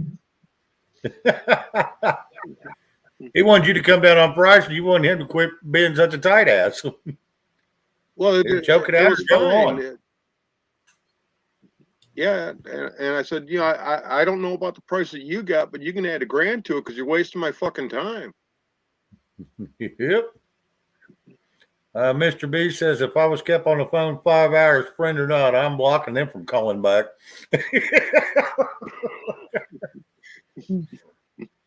Oh, that's all I need to do? Woohoo! I've been wondering what it takes. He's dialing your number now, Mr. B. I guarantee you won't be on the phone for 2 to 5 hours. You just get on the phone with D-Dog, and I tell you what, you will not regret the phone call until you get off and you look at your phone like, son of a gun, I've been on there 5 hours. What the hell? No wonder I missed 35 calls. Yeah, but it only feels like a few minutes. At times, you're right. Yeah.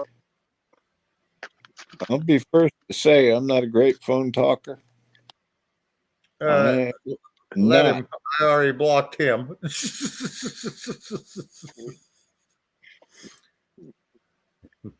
Well, Mr.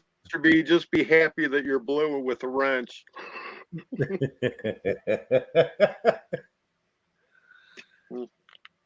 Otherwise, I could play the timeout game. Yeah, since you already got me blocked, I'll time your ass out. Well, Yeah, and there's you another way could. to do that too. There's now that you got a new button as the creator like me, I can go over there and I can make somebody the managing moderator, and they can time out other moderators. Yeah, and they don't like what they're doing, they yank your damn Right. rich. And that's just a new feature just popped up the last couple months, but I haven't given anybody that role yet.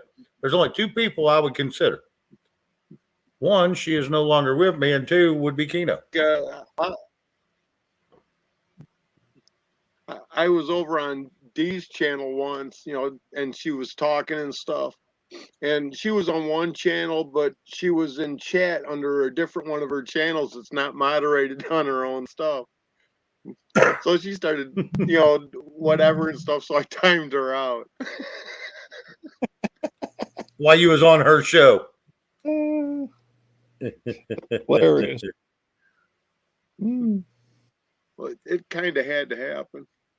Wait for it. Here it comes. Well, here's the sad part. Mr. B says he's LMAO. So I'm thinking, yeah, we're missing all them giggles he's putting out right there. He's probably rolling in his damn chair.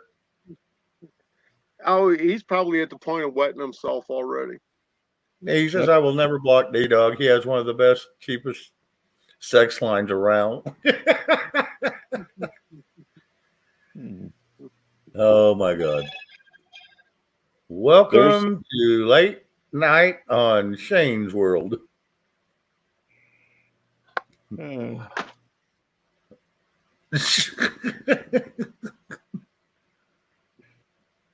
Well, we had a wonderful blue sky day here today. Temperature was pretty moderate. It made it to the 80s, but there wasn't a cloud in the sky all day. I worked the garden and hilled things up and kind of rerouted some cucumbers that are reaching up the fence, and it turned out pretty well. I had a good day, but I caught a burn. I caught Our a day sun. turned out crap. I mean, we've had 70s and 80s all week now. Yet today it was 55. And here's the dumbest thing. I think I said this once before. It was 55 today. It's going to be 70 tomorrow and then 85 again till Sunday. Then it's supposed to be 71 degrees with a chance of snow and rain mix. Now you tell me, in my half century, how in the hell I have never seen snow on a 70-degree day. Sorry. Shane, if I knew how to send you the pictures of what's going on this East Coast in the sky, I mean, just like grid lines. Oh, yeah. And every time that happens, there's Midwest calamities. And I'm doubting it's going to do it. And even if it does snow, I don't think it'll ever make it to the ground to snow. It'll have to be the worst case scenario. It'll be ice. Not ice, but hail. Yeah, because nothing's going to stick. I mean, the ground's already too damn warm. Yeah, nothing's going to stick. Nothing will get past this lower atmosphere. I'm sorry, not unless it's hail. And all I do is I call that time release water caplets because it takes a little bit for them to melt. Yeah. Well, I was out there and the sun got so intense, everything wilted up about midday, and it's well watered. I got drip line irrigation on my garden, and just the sun was so intense. I've never seen tomato plants sun scald in their early state, but the leaves are. The UV is that high that they're sun scalding the leaves. Well, and that could be one of several different things, because you also got to realize the difference between overwatering and underwatering. Underwatering causes the leaves to turn brown. Overwatering, they'll start turning yellow. And that's how you know when you're over or underwatering, and that's for pretty much any plant, indoor or outdoor. Well, I mean, collectively, when the whole garden goes to wilt, and I got some that's not on the drip. Yep. That were, when I planted the seeds, I planted more than I needed. So starters. So I just actually kept building upon it. And I got some that's outside the drip irrigation is just doing the same thing. So yeah, you may have a little bit of sun problem. Yeah. Yeah, the UV's been up in the 11, 12 range. Yeah, that is. They said, you'll burn within 20 minutes, and yeah, I did. Don Ritchie, hello, good to see you, and thank you for at least being out there and lurking and hanging out and chat. I got to step away and relieve myself of some excess fluid. I've been here for another hour and a half, so it is that time. Whatever. Okay. Just remember, if you're staring at the ceiling, you're peeing on your shoes. Well, I'll try to remember that. Just go.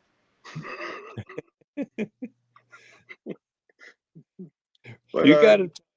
DCats, whenever I have a real high UV day, if I know it's coming, I always put shade cloth over all my shit.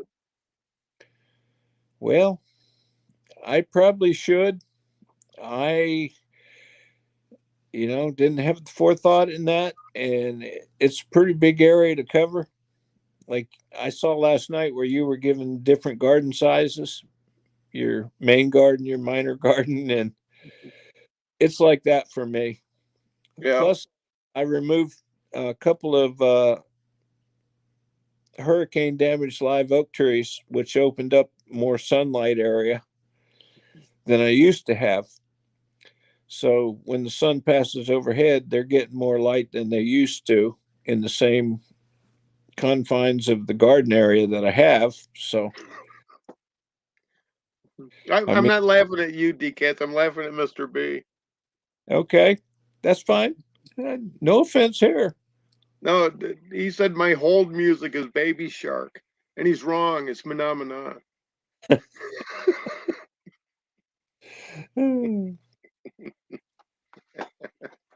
Well, at least Mr. B's out there somewhere communicating. I wanted to hear him giggle once tonight. Trying to, guys, it's hard for them to communicate.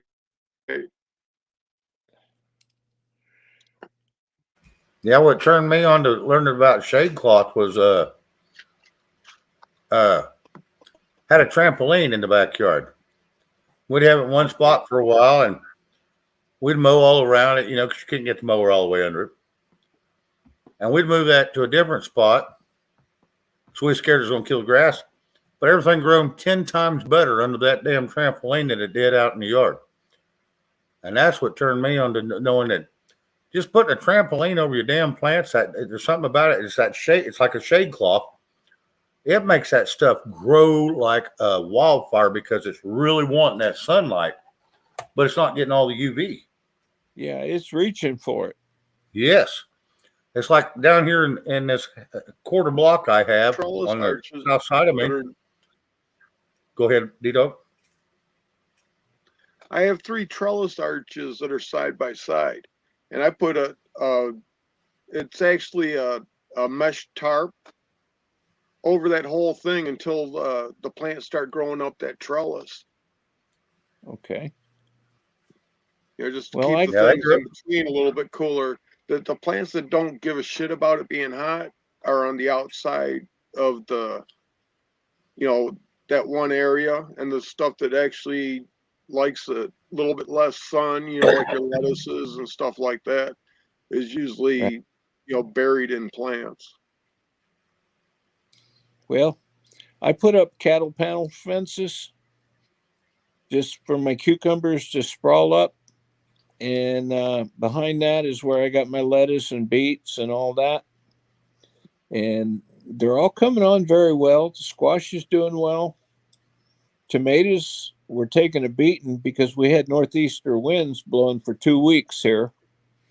It's out of character for this area. I've never had that to the point where it broke tomato plants off at ground level. Yeah, you said that the other night. 8 to 10 inches tall. Now they're all picked up and, they're okay now, but thank God I had backup starters.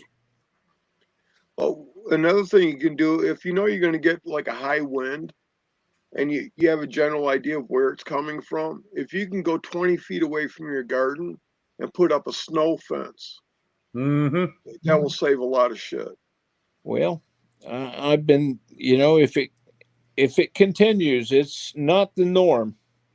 If it continues, I will put up like garden cloth material from some of the metal posts blocking from that direction. But I have a garage back in my backyard that I don't normally get winds from that direction of this force or velocity.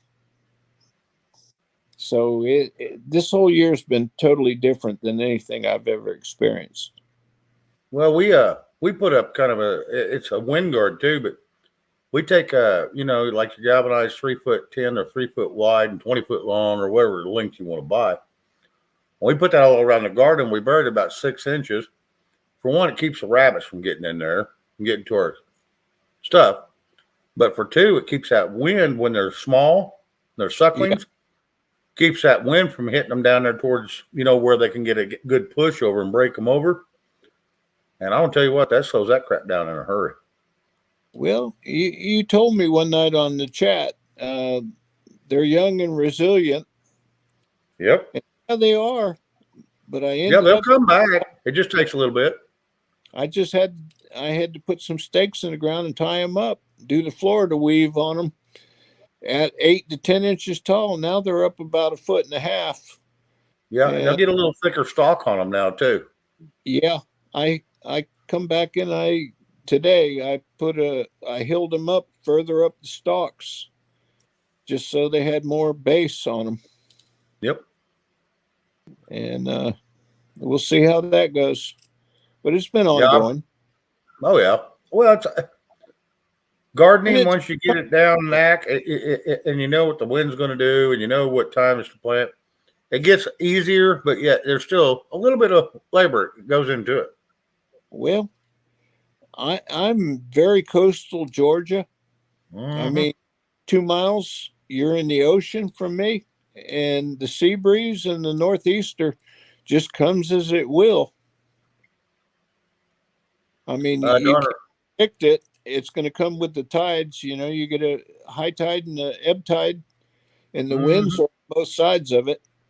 And sometimes they're not doing the same thing. Sometimes it's coming from the opposite. Yep. So, Mr. D, hello, and Don Ritchie. Yeah, you're going to have off seasons on your gardens. I don't care where you live. You Yeah. have some seasons that don't do as good, and half the time it's just from not rotating crops. well, I have done that, and I've done my due diligence. I've just had weather phenomenon that's fought me this year. And that happens. I don't care where you're at. You know, like right now. You know, if we get a freeze right now, every fruit plant we got will not fruit till next year. Yeah. They'll blow through the blossoms, they'll fall off and not produce. Yep. And one peach tree may do it, but the other one will be fine. My mulberry tree ain't been back for 2 years. And What it's just type? a little one. A mulberry. Okay, I got them in my backyard, but they're white. They're not purple. Right. See, ours are purple. And I hate it when the birds get to it because when they crap on your car. I think that's the only place I aim. And that will eat the paint off your car. It's very acidic. I have that problem with choke cherries. Yep. The Don neighbor Ritchie, won't you're in Texas. hang Okay. on my drive. What's that? The cat? I said, I have that trouble with choke cherries. The neighbor Yeah. won't trees back. He just lets them grow. Whatever comes over the 10-foot privacy fence, I take my pole saw to. Because of that kind of stank. Yeah. Yep. It's, it's an ongoing battle, but we will persevere and we will have a harvest in the middle of the year. Oh Then yeah, we'll I'm move- already harvested my green onions, but like I said, I never pull them or my garlic. I just cut the tops, and I got all the flavor I want, and I never replant. They'll come up every year. I have garlic planted. I didn't plant any onions. I can't, with the bariatric surgery that I had, onions don't work for me. So I like them, but they don't. My stomach won't process it right. Now, you eating the bulb or you eating the greens? Either side of it. Okay. It really Okay. doesn't like onions at all. Okay. Doesn't like peppers at all. Bells or hot peppers? Well, I used to be real big on hot peppers. I made my own pepper sauce blends and gave them to all the friends and family. And most of the time it was too hot for them people. Last year I had ghost peppers and Carolina Reapers and dazzle peppers. All the ones that grow down here in the warm zone. Oh yeah. And they're quite fiery. Oh yeah. Yeah. I mean, Yeah. I've seen people turn inside out and almost want to go to the emergency room, but so I didn't plant but a couple this year. I cut back on them because I can't give them away and nobody wants them. They're too hot for them. Sell them to grocery stores. They use them all the time. Well, Find you a little local store and they'll buy them. Just like around here, those black diamond watermelons, or even the yellow meat ones, You grow them around here, they will pay you dearly around here for them. Our little grocery store down here found out me and my brother was growing them. He says, I will buy every one you have. Name your price. That's Well, exactly what he said. Because they're hard to get down here. I'm kind of not been into. I give most of my excess to friends and family. Oh yeah. However, I can't give enough away tomatoes. Shit. nor can I. You know, I can up cucumbers, pickles, and all that. We do tomatoes through the season, squash when it's in season, but once it gets past May here, it's too hot for squash. Yeah. And the moths and the borers start hitting them really hard. So you got to get them in early, which mine are, they got squash on them right now. I haven't harvested yet, but they're coming. I had one, I planted, I like cherry tomatoes. Those are my favorite. Oh, yeah.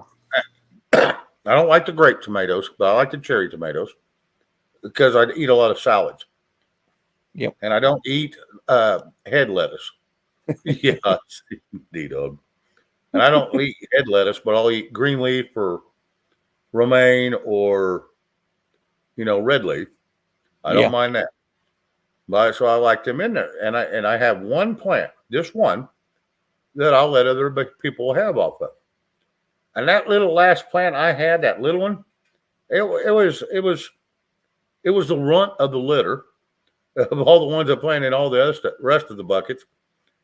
It produced so many damn tomatoes. People was burnt out on damn tomatoes. I couldn't give them away. I have a cherry tomato that was a volunteer from last year. Yes, see, I let all those ones I couldn't give away, I just let them drop and seed. And I don't plant them. That's what I did. And this volunteer is, I'd say, 2 weeks ahead of all the rest and very prolific. Yep. Oh yeah. Yeah, your second year, yeah, you're gonna have so many damn tomatoes on there you can't give them away. I know it. Last year, it would grow clusters of little cherry tomatoes that were like grapevine. Yep. I mean, there'd be 15, 20 on a little single strand hanging down, and you wondered how the plant could hold it up. Oh yeah, yeah. It's about to break the damn branch it's on. Yeah, and this is volunteer from that, so I have high expectations for it. It's all flowered out right now. Oh yeah, yeah. That one's going to produce good. Yeah. It's going to produce better than your seedlings this year. Yeah, strong survive, and it did its own thing. Mm-hmm. Found it. I said I got to put that right at the front, and it's greener and more stocky and healthier than everything. But and then I planted some of those orange cherry tomatoes. They call them honey something, honey globes or something. Yeah, honey globe. Yep. I planted a row of them, and they're doing well, but they're not flowering yet. But are those the ones that come out? It's a little. I think they're the ones that look like they're a little orange, a little bit orange. They're colored. Yeah. And about the size of a quarter. Yep. Those are good too. They got good flavor. Yeah. Well, I tried them this year. I, started them from seed, and I got a whole row of them. We'll see how they do. Yeah, if you can get them producing, you'll enjoy them because I like the flavor of them. Yeah. Especially if they're natural, they're not GMO'd, and most of GMO food, it won't regrow because it's made for the seeds to be dormant. Everything that I got is non-GMO. I get my seed stock and stuff from there's a local guy in Western Georgia called Haas Tools. And okay, I think Dito brought that one up once. Haas knows what's going on. He has a YouTube channel, and I follow him very closely. Yeah. And if he does it, I'll duplicate it. And most of the stuff that I've gotten from him. Is that now, D Dog? Since you're back on, is that one of the brands you use? Is that what you showed us? The Haas seeds. No, I haven't used any of their seeds. Southern Exposure Seed Exchange. Okay. We do a lot of seed trading because I have a couple heirlooms they don't have. Well, that's what I got from him. Heirloom tomatoes. Yep. And Yep, and I'd like to comment on Don Ritchie's thing earlier that he Okay. has no GMO seeds. If you're not a commercial planter and sign a contract for your seeds are non-GMO. Doesn't matter where you buy your seeds. If you don't sign a contract, they're non-GMO. good There you information. go, ladies and gentlemen. Good information for the viewer. Yep. I see a lot of people taking seeds from the grocery store out of their plants or from the fruit they eat and the vegetables they eat. Then they can't figure out why they won't grow. Well, And, you know, you it's plant because 100 seeds, only one grow. they're coated with an inhibitor. What they need to do is get organic from the grocery store because those don't have the chemicals added to the plants. Correct. Right. Well, I've been saying for a long time.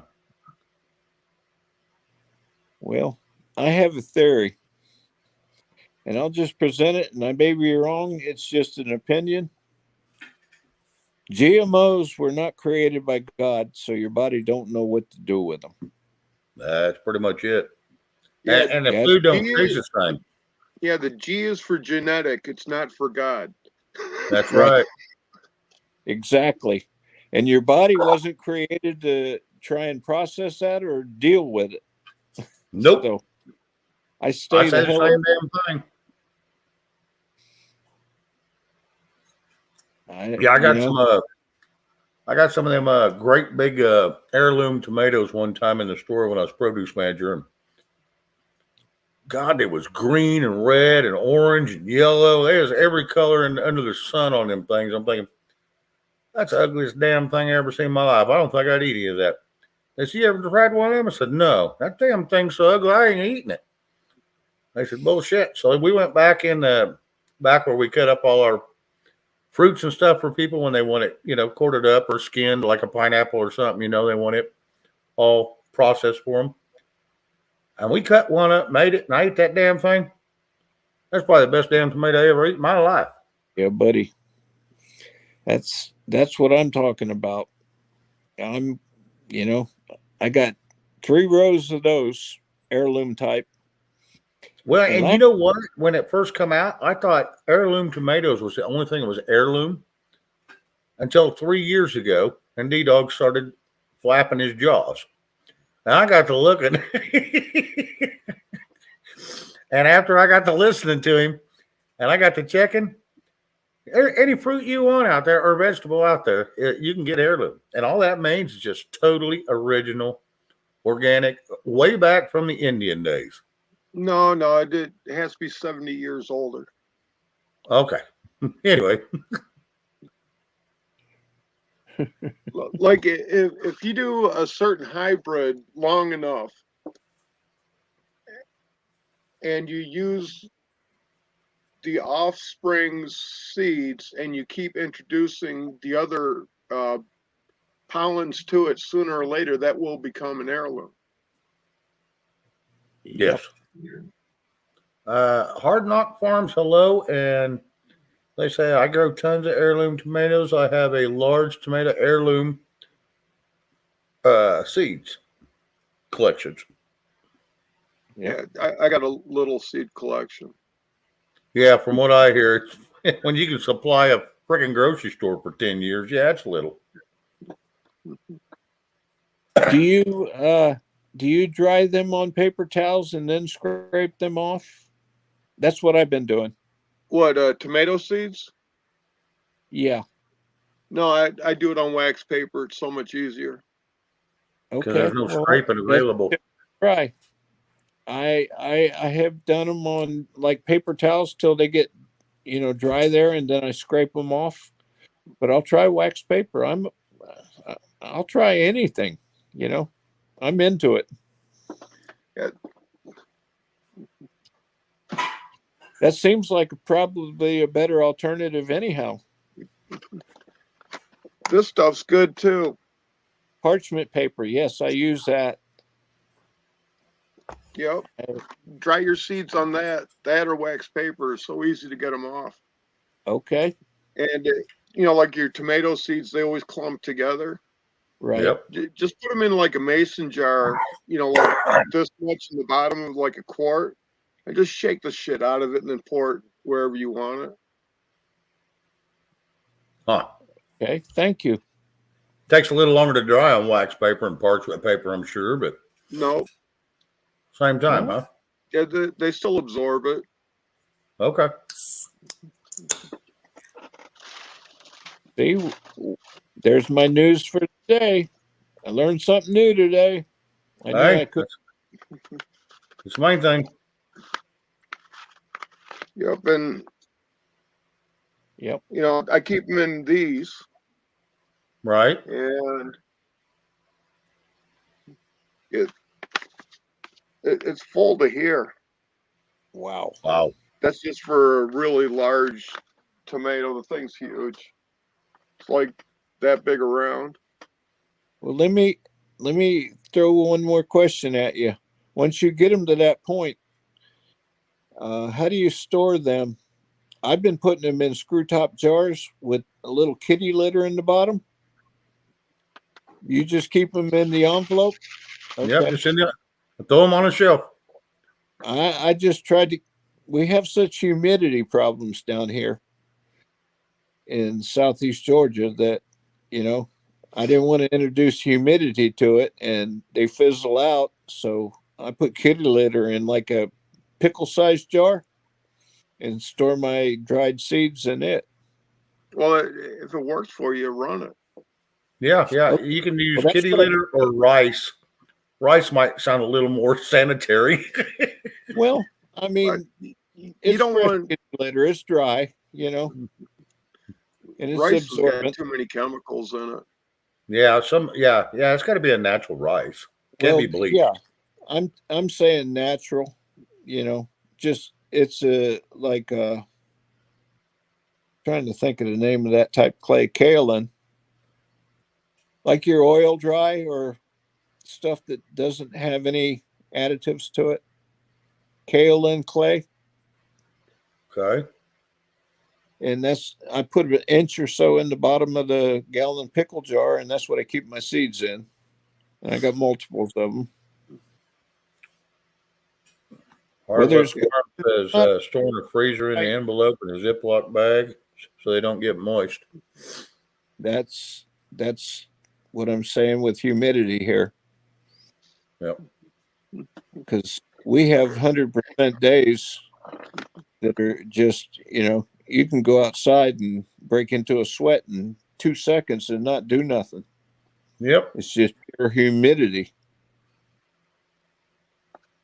I've been at a 100-degree day with 100% humidity, and I'll tell you what, that's probably the most miserable I've felt. I mean, your clothes are soaking wet like you just crawled out of the damn shower out of a garden hose with them. Exactly. Your underwear feel like a wet dish rag. Yep. Yeah. Hey, I you hate dry when off that in the happens. shower and you're just as wet before you're done. Do what, D-Dub?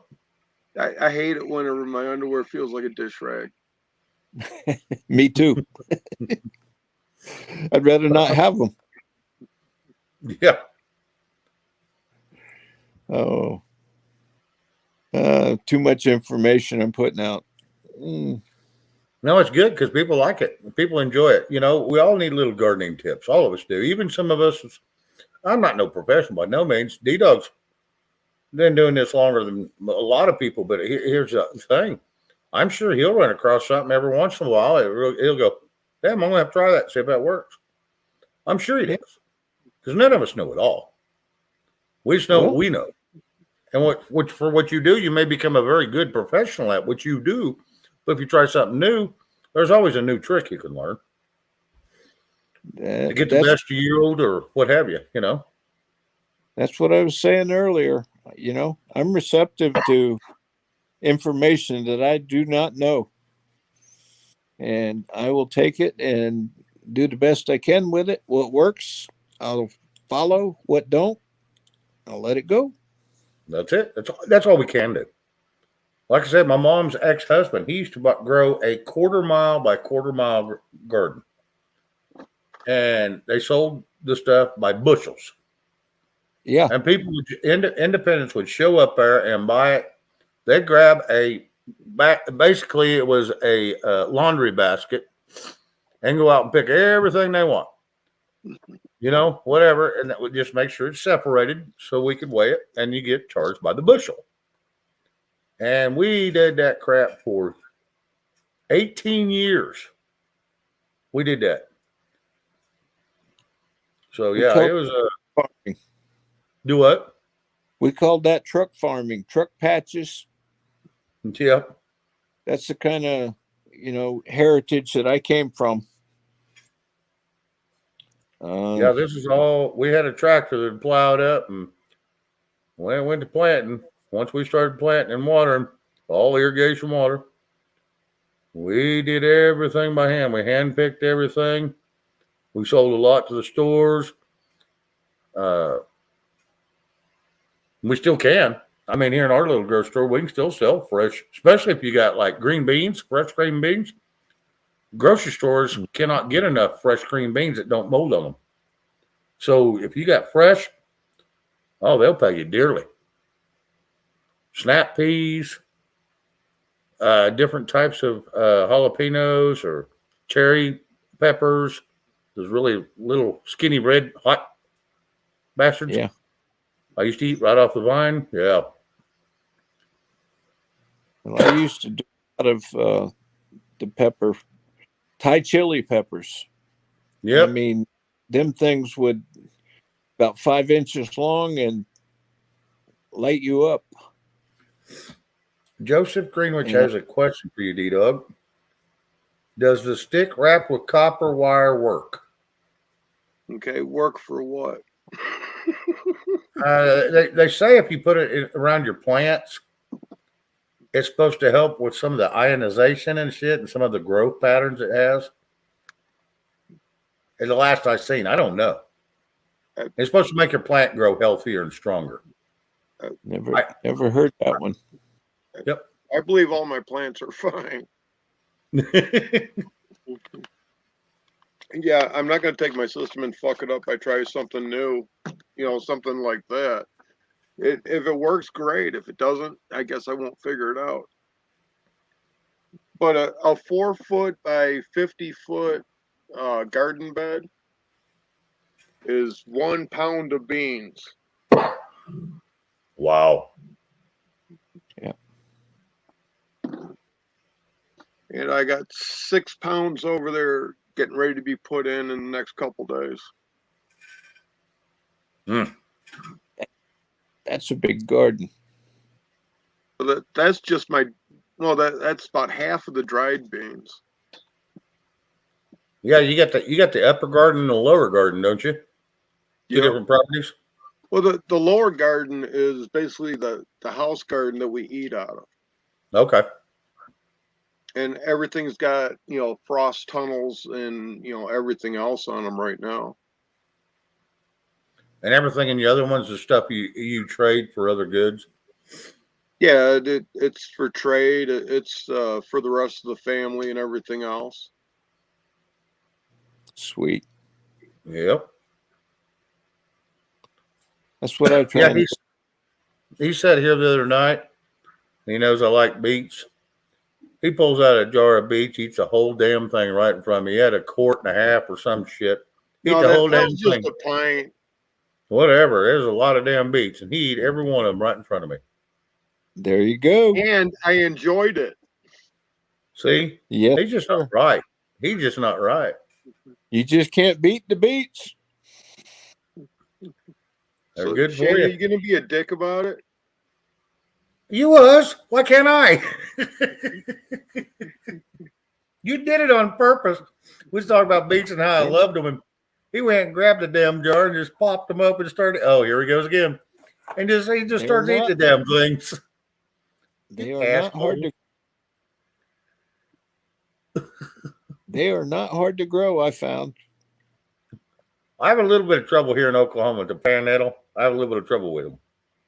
Well, and I expect that's probably a regional thing, but for me, mine have just blown out of the ground. Look, he just popped another 10. You know what? I like to put them with vinegar and salt and put pickled eggs in them. The hell you got there, D-Dog? Got to open it. All right. Lid. Here we go.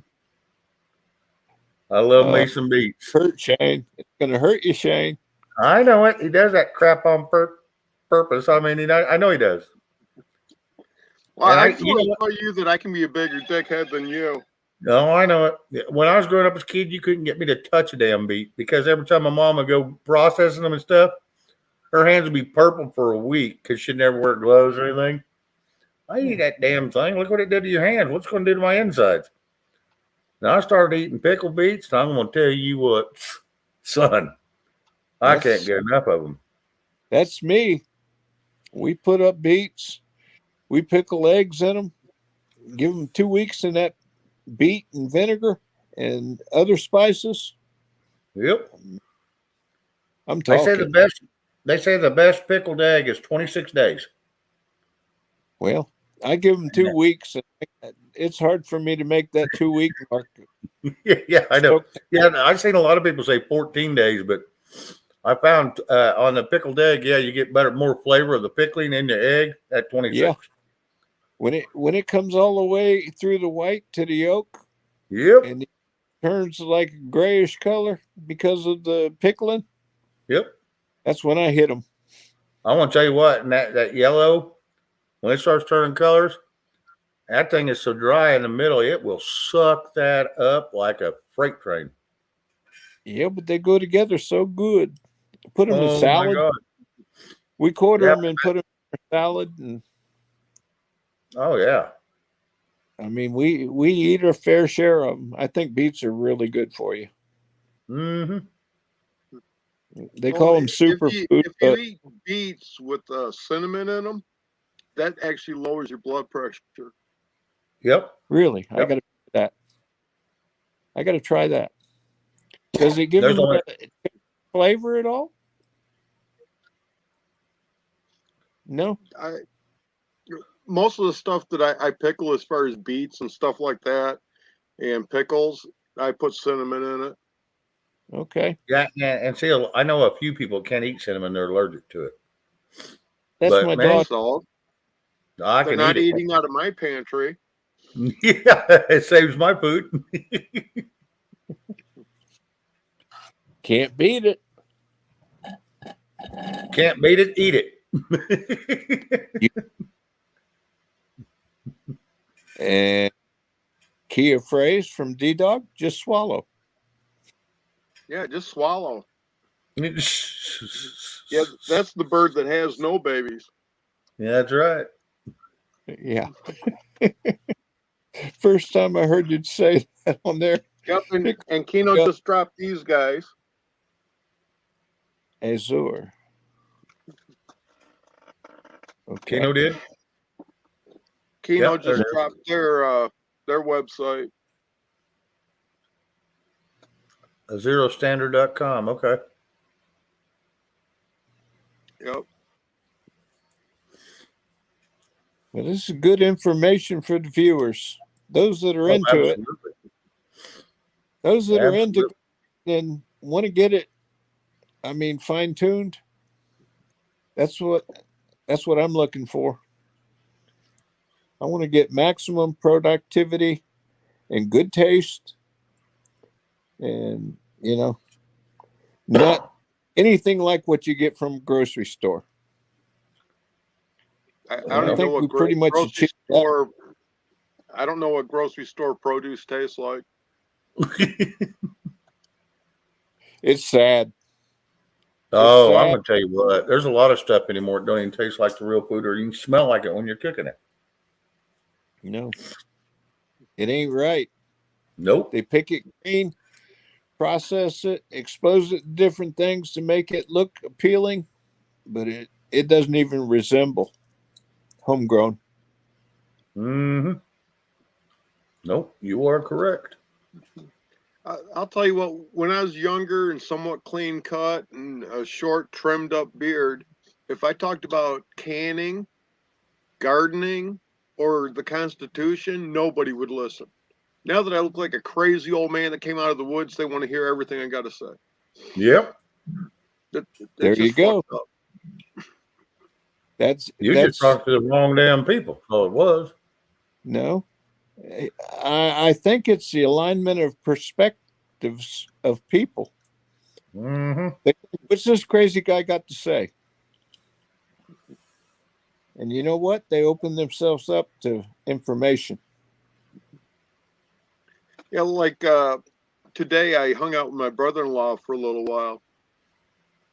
And we ended up going to Myers and Walmart because I wanted to laugh at the Anheuser-Busch being on the shelves.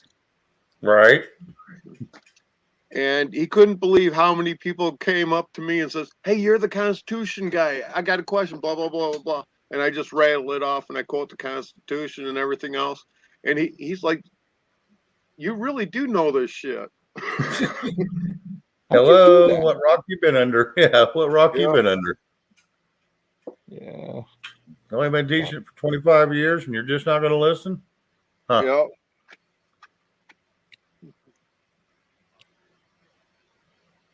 Well, it's totally been my enjoyment, gentlemen. Oh, absolutely. No, I enjoy these talks.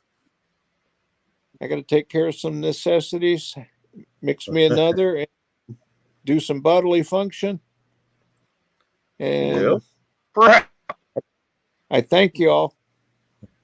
Well, we'll be here if you want to come back. I'm sure D-Dog's going to keep me on here to at least 11. Okay, well, I may just come back, but I didn't want to hold you on departure. I'm going to go mix and take care of some other things, and I'll be back. Yeah, go liven up your orange juice again. Buddy, got to make it real. Unlike Everclear and vodka to juice it up a little bit. No, Everclear and grape juice, you can mix it 50-50. All right. Well, he says the Everclear is just a enhancer for the vodka to kick it into overdrive. Yeah. Well, there's two things you can mix with Everclear that'll just cut the burn out of it. And you can make both of them, you can mix it 50-50. One is Sprite. Believe it or not, Sprite takes all the burn out of Everclear. And the other one is Welch's grape juice. And you can also, there's one more I found. If you mix it correctly, it's not quite 50-50, but it's pretty close. And that is, which I can't stand anymore, but growing up, and that was Dr. Pepper. It would do the same thing.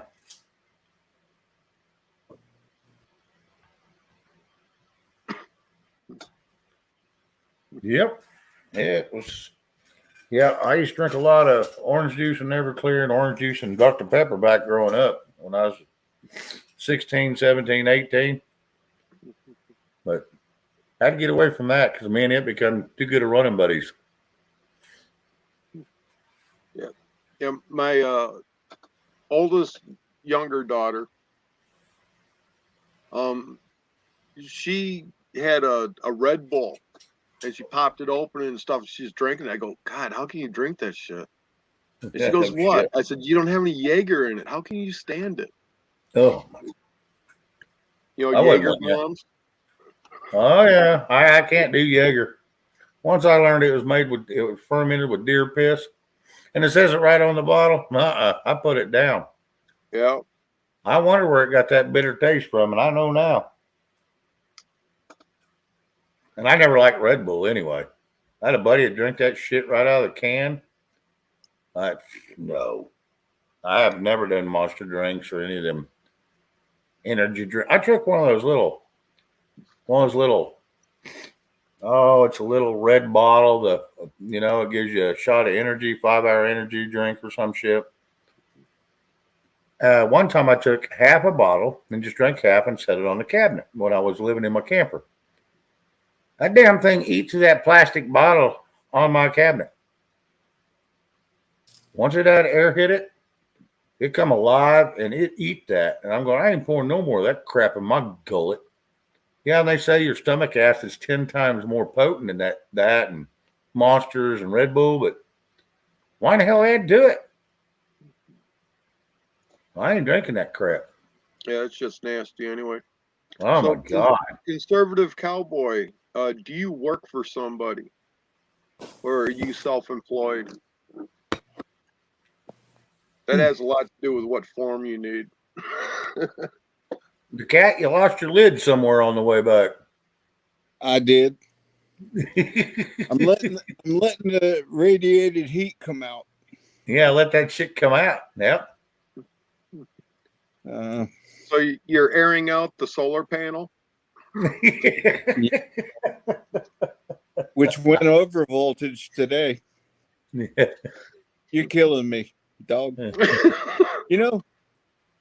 True story. My grandfather, on my dad's side, kept all his hair till he died. And he used Vaseline. Not Vaseline, but what's that other? Starts with a V that you put on your hair. I'm saying the wrong name. Well, I'm thinking about, what's it, Dippity Doo? No, this was old school. This What, was old school. Vaseline? I can picture it. Vicks Vapor Rub? Hell, I don't know. It starts with a V. Vaseline? Not Vaseline, but it was something similar to that. It began with a V. And he put that hair every time. And he had a distinct smell about him because it's the men's hair treatment. And he kept his hair up till the day he died. And smoked Lucky Strikes all his life. Without a filter. Vitalis. Q City lady says Vitalis. You got it. That's it. That's the good thing about these great panels and chats, because if you don't know the name, somebody else will put it out there. Spock's Brain, hello. Yeah. Yeah, well, speaking of something with a V, I took a Viagra once, got stuck in my throat. I had a stiff neck for a week. Come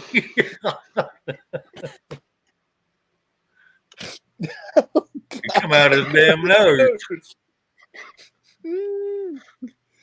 You timed that, dog. That came out my nose. Yep. Conservative cowboy, are you working under DBA, LLC, S Corp, or C Corp?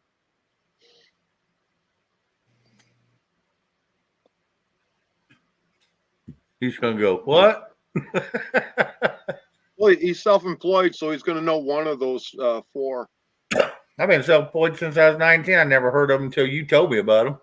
Who was that question directed to? Conservative cowboy. Okay. Yeah, I have some LLCs. I just wondered, I didn't hear who you were responding to. Yep. Yeah, everything I have is either PMA, FBMs, FBAs, FBOs. So, yeah, I'm totally out of the system. I'm all constitutional. Well, it was what I had to go with when I bought rental properties, just to keep myself on the safe side. But yeah, I don't manage to maintain them. I am He not. says he's under a C Corp LLC. Yeah. I just, Is that a good I one? remove stuff from it, let somebody else administrate it and handle it, and they send me the check. D-Dog, is C Corp LLC good? It'd be a lot better if he was underneath a private business trust and a PMA. Okay. But Okay. even as a C Corp or S Corp LLC, if he pays himself more than $1 more than what the company brings in, after the deductions, Right. it's easy for him to be separate from his LLC and not pay taxes at all. Like the big businessmen really do. Right. More education coming on. Bring it. Well, I got to pull out all my shit for it's too late for me to teach anybody how to deal with the taxes this year because you got 3 days left. Yep. Someone says they got a Joseph Greenwood says he has a DBA. Yeah, that's easy shit to deal with. But if you're under a PMA or which is a private member association, or FBM, faith-based ministry, and you can get those companies as big as you want them, because faith-based ministry is actually what Hobby Lobby works under. Correct. And they're 100% tax exempt. They're Mormon owned, aren't they? It doesn't matter. They know how to do their documents. Correct. We're talking like 501c3? 508A1. Okay. I have to look into those things. Things I don't being list what anything. I just do everything for cash and I go on. I well, don't do any of it. I just found that it was too hard to deal with the people that were in properties. And I wanted to just divorce myself from having to deal with that. So I hired a company to administrate them, which seemed to work out pretty good. But if there's a better way, I'm open to that too. Well, if you set up a business trust or a family trust properly, your properties are tax exempt. So you'll actually end up owning it. And you have to have your title or deed to your property validated, which takes it out of government control and puts it in your pocket. Okay. Well, I own these clear and free. No, you don't. Well, I thought I did, but Do you No, if you're paying property tax. yeah, that's true. But There you go. I have deeds on the properties, and No, you just rent that shit. Yep. Till you die. And then somebody else gets to take over your rental ship and they just keep charging them too. Only time you truly own is when you don't have to pay anything else for it whatsoever. Period. wow, I'm really behind the curve then. Yeah, I conservative missed cowboy. some- It's a lot of research to get out of that tag. Okay. I want to tell you what, I got a buddy that owns 250 some homes in Garden City, or properties, I should say. Some of them is multi-dwelling and stuff. He Mhm. pays $90,000 every quarter on his taxes. And if he was under something like that, he wouldn't pay a damn dime. Not a dime. Well, there's Yeah. a lot I need to look at. And if the managing company for the rental property he has, if it was like a PMA or faith-based ministry or whatever, he wouldn't have to report it either. Right. And as a private business, he'd be able to give a credit report to the bank saying, hey, that they've been on time every single time, and it would be lawful. Correct. Most of the time, all they want to do is turn you in when you miss payment, and they never turn you in when you make great payments. They never turn you in. Yeah, but a lot of people don't understand that if you go out and get your passport, if it's going to be a U.S. citizen or American national, it doesn't matter. Instead of using your social security number, use your passport number, and you have a better chance of getting a bullshit loan. Hard Knock Farms says, how do you get out of the property tax? Well,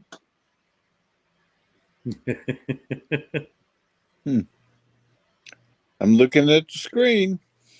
getting into the tax discussion,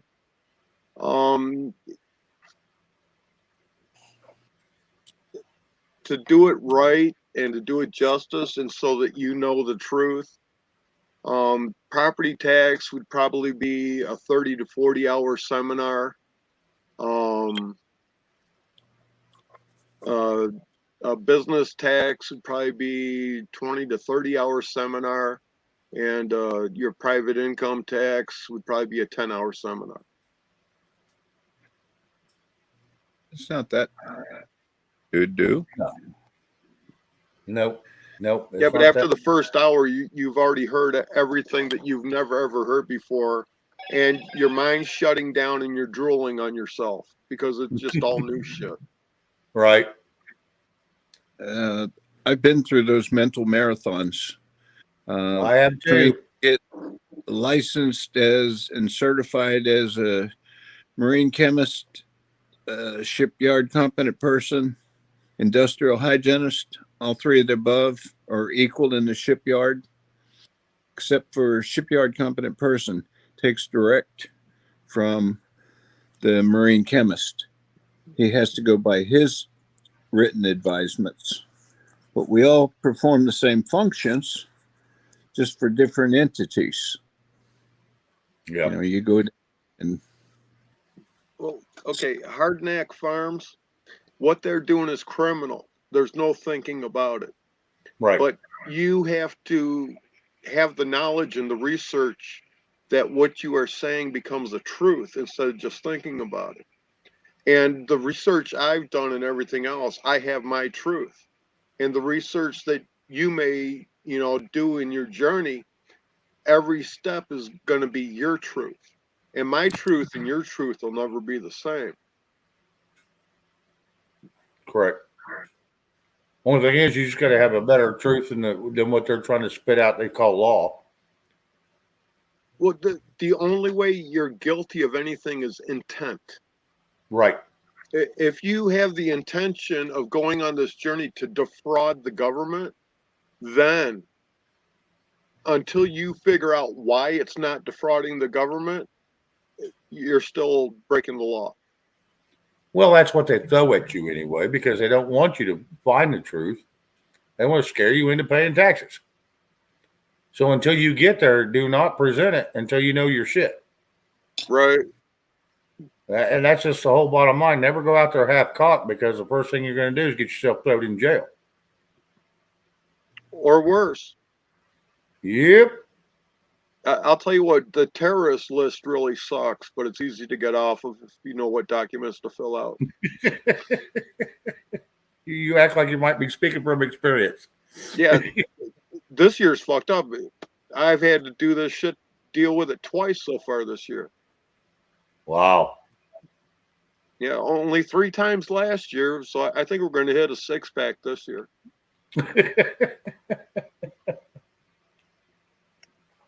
Well, as long as you know your shit, you should be fine. As he's eating my beets. Yep. Still.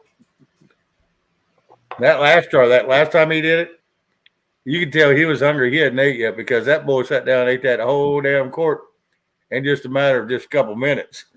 Well, that last jar was my last pint. Oh, okay. Now I don't have any pints left. All I have left are quarts. Well, okay. major mouth water.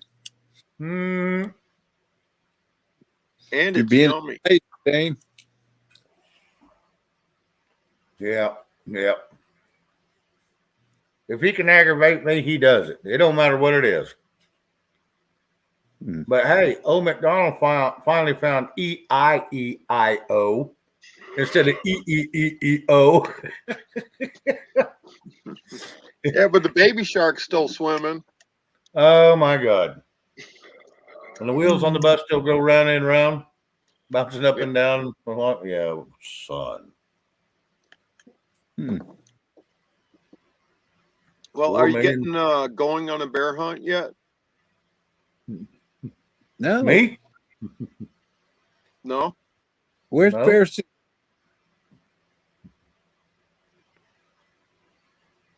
Where is it bear season? Well, it's a nursery room or nursery school song going on a bear hunt.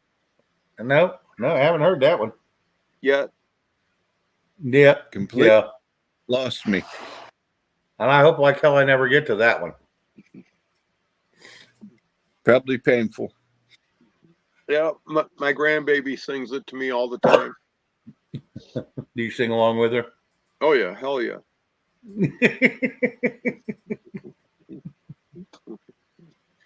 Yeah.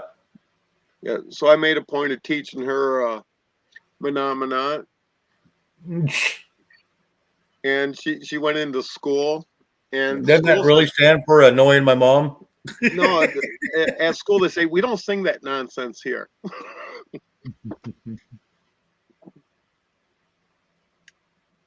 Poor child. Conservative Cowboy, is there a video seminar on how to get out of property tax?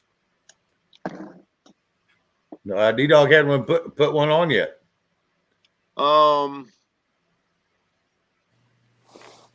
Let's see, YouTube channels. Wise and Associates, and You Are Law. Yeah, those are two good places to start. Now, Wise and Associates, there's something about them I'm remembering. I can't put my tongue on it yet.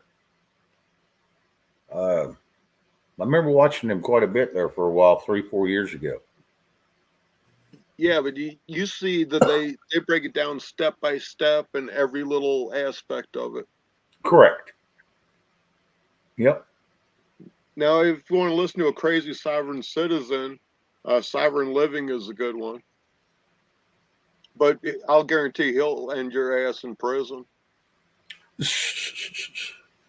And another one that's really good, he's in Oregon. I think it's Freedom from Government or something. He'll get your ass in prison too. Really? Oh, yeah. Not putting out total correct information, huh? Well, okay. You got the sovereign citizens and they understand X, but they're missing a bunch of important connections. The Moors, which are like the black sovereign citizens, they're doing the American national thing now, where they should just reinforce being Moors because the laws and the treaties having to do with the Moor population is stronger than our Constitution. Oh, But wow. every time a Moor gets busted, he starts rattling off the Constitution. So he's not a Moor, he's an American. And then you have the American nationals, which are, the sovereign citizens that get out of jail and decide there has to be a different way to get free. And the Moors, when they get out of jail, they decide there's a different way to get free. And then they find out that now they've given up a ton of their rights by becoming American nationals because you have the same rights as the American Samoan. It's don't mess with anything except for your status. You don't need to get all crazy or anything. All you have to do is set up a proper affidavit separating a natural person from a person entity. That's all you need to do. It's pretty simple. I'm working on a document that I'll be dropping, and whenever I get done with it, I will actually open up a website with it. That's all you need to do. Nice. Nothing crazy. You don't have to pay one guy $600 so that you can drive your car. And then he's going to set you up that if you don't know every single document in his packet, you're going to end up in jail because you can't defend yourself because it's not your truth, it's his truth. Correct. Anyone ever hear me say, I have my truth and you have your truth? Yes, I have a lot of times. Hmm.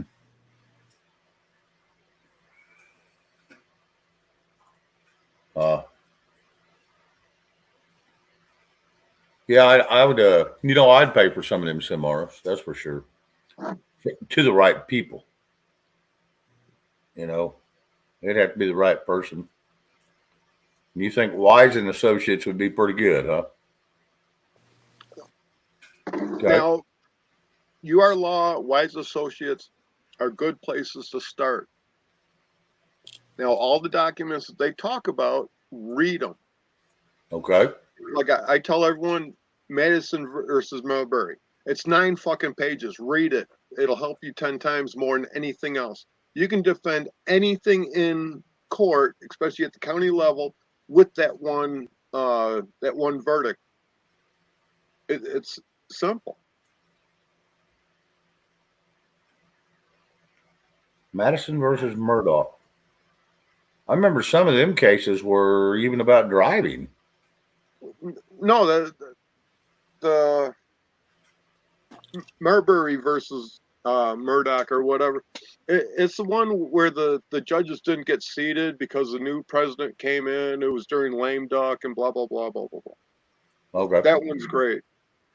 And after you go through that case, it's only 9 pages. Go through Miranda versus Arizona.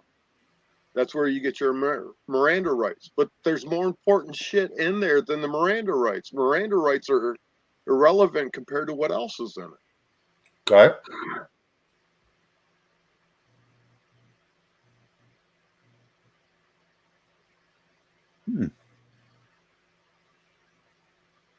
I'm getting a lot of food for thought. Yep. There's a lot of it here. Well, I have brain food and Shane doesn't. Oh my God. Biting. All I could say is mine's drain food. Yeah, mine's liquid Drano. But it does have 4 times the amount of peach in it. Yeah. That's like a peach Bellini on steroids. I call them peach swing. If you fall off, it's because you have one too many. You look like you're about ready to bail off. Well, I took my blood pressure medicine in that break, and I probably need to just yield to it. Yeah. What they got you on? Good shit. Clonidine, Lorstatin, and Carvedilol. I think they yanked 2 of them off the market. Well, not around my place because they push them at me. Yeah, see, I'm only on lisinopril now. Okay, well, I go back in a month. We'll have a talk with her. I don't know. Like I said, a buddy of mine that works for me, he's 66, and he's on some of that same shit you're on. I said, you need to ask him, wasn't that shit pulled off the damn shelf? It puts me to sleep. Yep, it does him too. If he takes, it all at once. Well, I'm just taking it as prescribed. When in my break, I took my night medicine. Mm-hmm. And yeah, you see the tone change in me. Well, I'm sure the alcohol has helped it on its way. Well, that's good. Not discounting that. But we've gone long tonight, brother. Yes, we have. We've gone the 4 hours I normally set this for. All right. Well, yep. I was going to gracefully bow out of here and say All thank right. you for the information. Thank you for the chat and all the lovely people out there. It never stops. Well, and we'll be back Monday. See you there. God willing. All right, buddy. Thank you, sir. Good night, D-Dog. Night, buddy. Get tucked in well. I'm already half tucked. All I got to do is roll right now. All you got to do is kill the light. He's done. You got it. I don't even think you have to kill the light. Yeah, I don't think so either. Give him another minute. Hell, he won't kill the light either. He'll wake up in the morning and go, should I didn't turn off the damn light? If I kill this, the black light will be on. There you go. All right. Much love. Thanks for the information. It's always great. Oh, yeah. Now, thank you for coming up and helping me out, bud. I appreciate you. Anytime anybody wants to speak, I'm available. It's good to know, Cat. It's good to know. All right. Have a good night, gentlemen. See you, bud.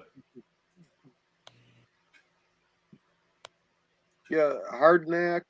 If you're ever dealing with judges and the court system, make sure you get your state's bar book or bench book, and it tells you exactly what the judge's jobs are. And your police department does whatever the mayor or city hall tells them to do, because that's the ones paying them. Mm-hmm. Alphabet agencies can be ignored. And educate your sheriff with this case, which is Prince versus USA. Now, is that Sheriff Mack that put that one out? Do what? Is that Sheriff Mack that put that one out? Yeah, Sheriff Mack originated the case, but whenever a case progresses, the last person to join the case is whose name it goes under. Oh, okay. I didn't know that. Yep, and it states in there that no state anything has to participate in any federal programs. Right. So you just get your sheriff to learn that, and you teach your sheriff his job. Okay. And Congress doesn't know what legal is, so everything they do is illegal. Correct. So I think I covered all your bases. You got pretty damn close. Now you just got to go start looking up information. And research is hard for a lot of people, and I understand that. But I mean, if your D-Dog's around, you can always ask him where to find certain information. And if you want to look it up yourself, he can't recite it all without, retouching on it himself. But he can give you the best he can. So I always enjoy having him up here. Wealth of knowledge. And a wealth of aggravation at times, too.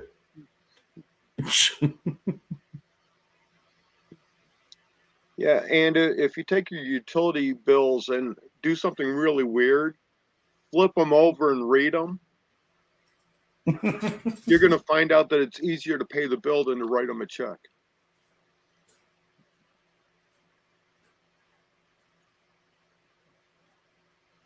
All right, that one you're going to have to explain later. Well, it depends what it says on the back. It could be as easy as just writing in the total they want and then signing it and then sending it back to them. Without even writing a check or Right. sending cash. Right. Right. Because all debt is prepaid. Correct. I'd heard that. Yeah, but you got to read the back and you have to understand the back. Okay. Because there could be different directions to it. Okay.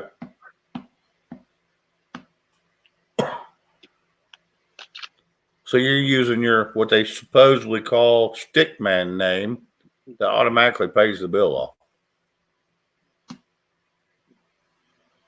No, it's actually one of those things that's supposed to be provided by the government.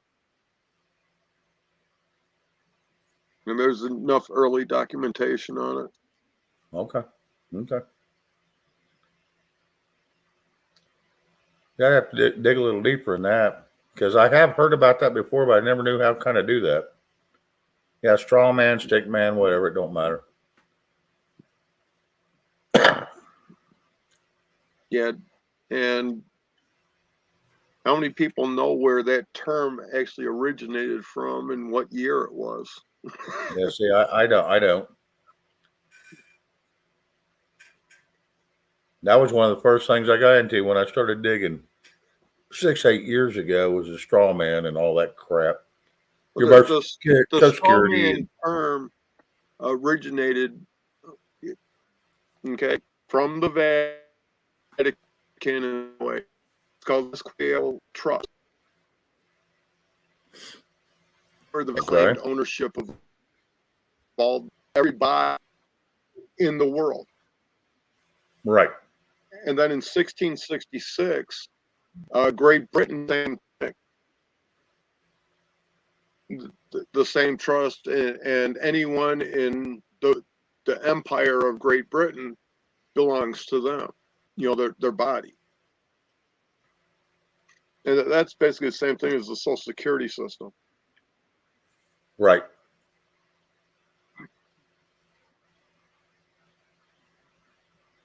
Ed D says, capital letter on your ID is corporation that no longer exists. No, it does exist, but that's fine. But you can become the owner of it.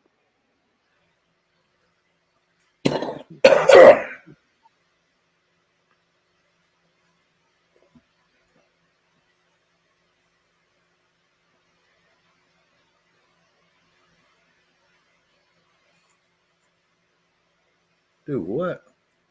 Parler shut down by new owner.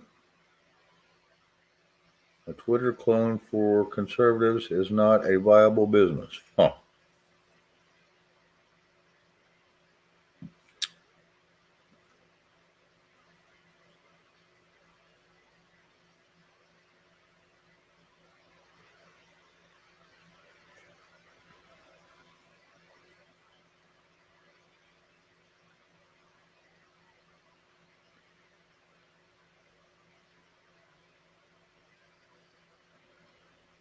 Yeah, Ed, check out Rob Ryder, and that's Rob with three B's. And it'll the title of the video is something about fictitious name. Start there with that video. I believe that's like 8 years ago he did that one.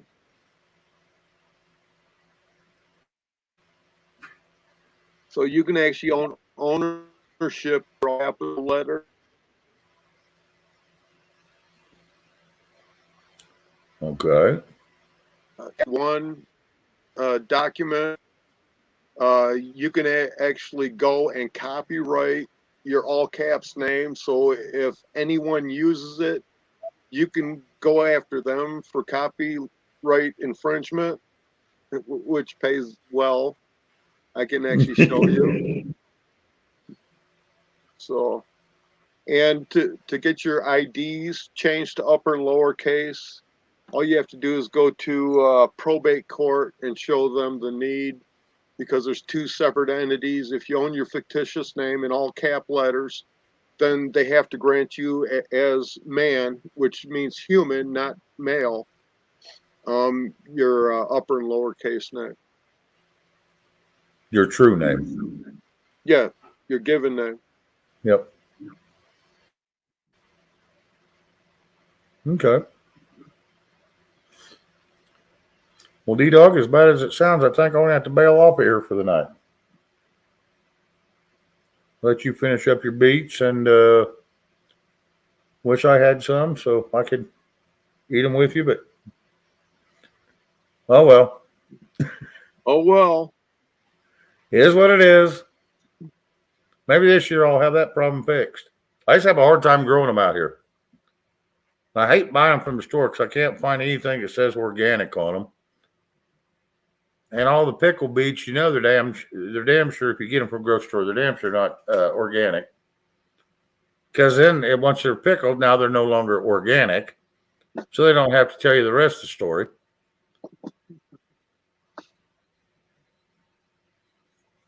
So Yeah, I need to get some getting in the ground. It's about time. They won't take long to grow if I can get them. My soil's just damn screwed up here in Oklahoma. That it's hard to grow shit in sand and clay. Red clay at that. And Ed, I don't take things as disrespect. It's just a lot of people don't have my knowledge, just like I don't have your knowledge.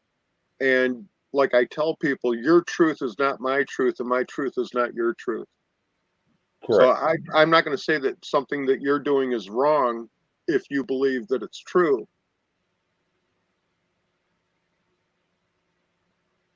Hardknack, I'm in Oklahoma. Okay.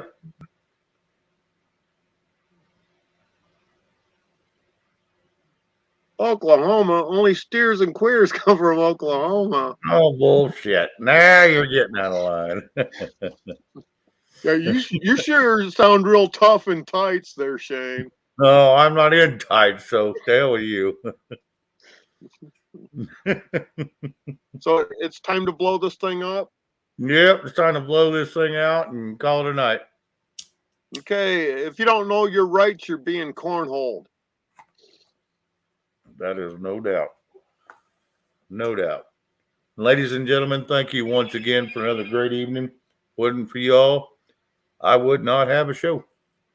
So thank you all for showing up and participating with us and hanging out, listening to us being silly.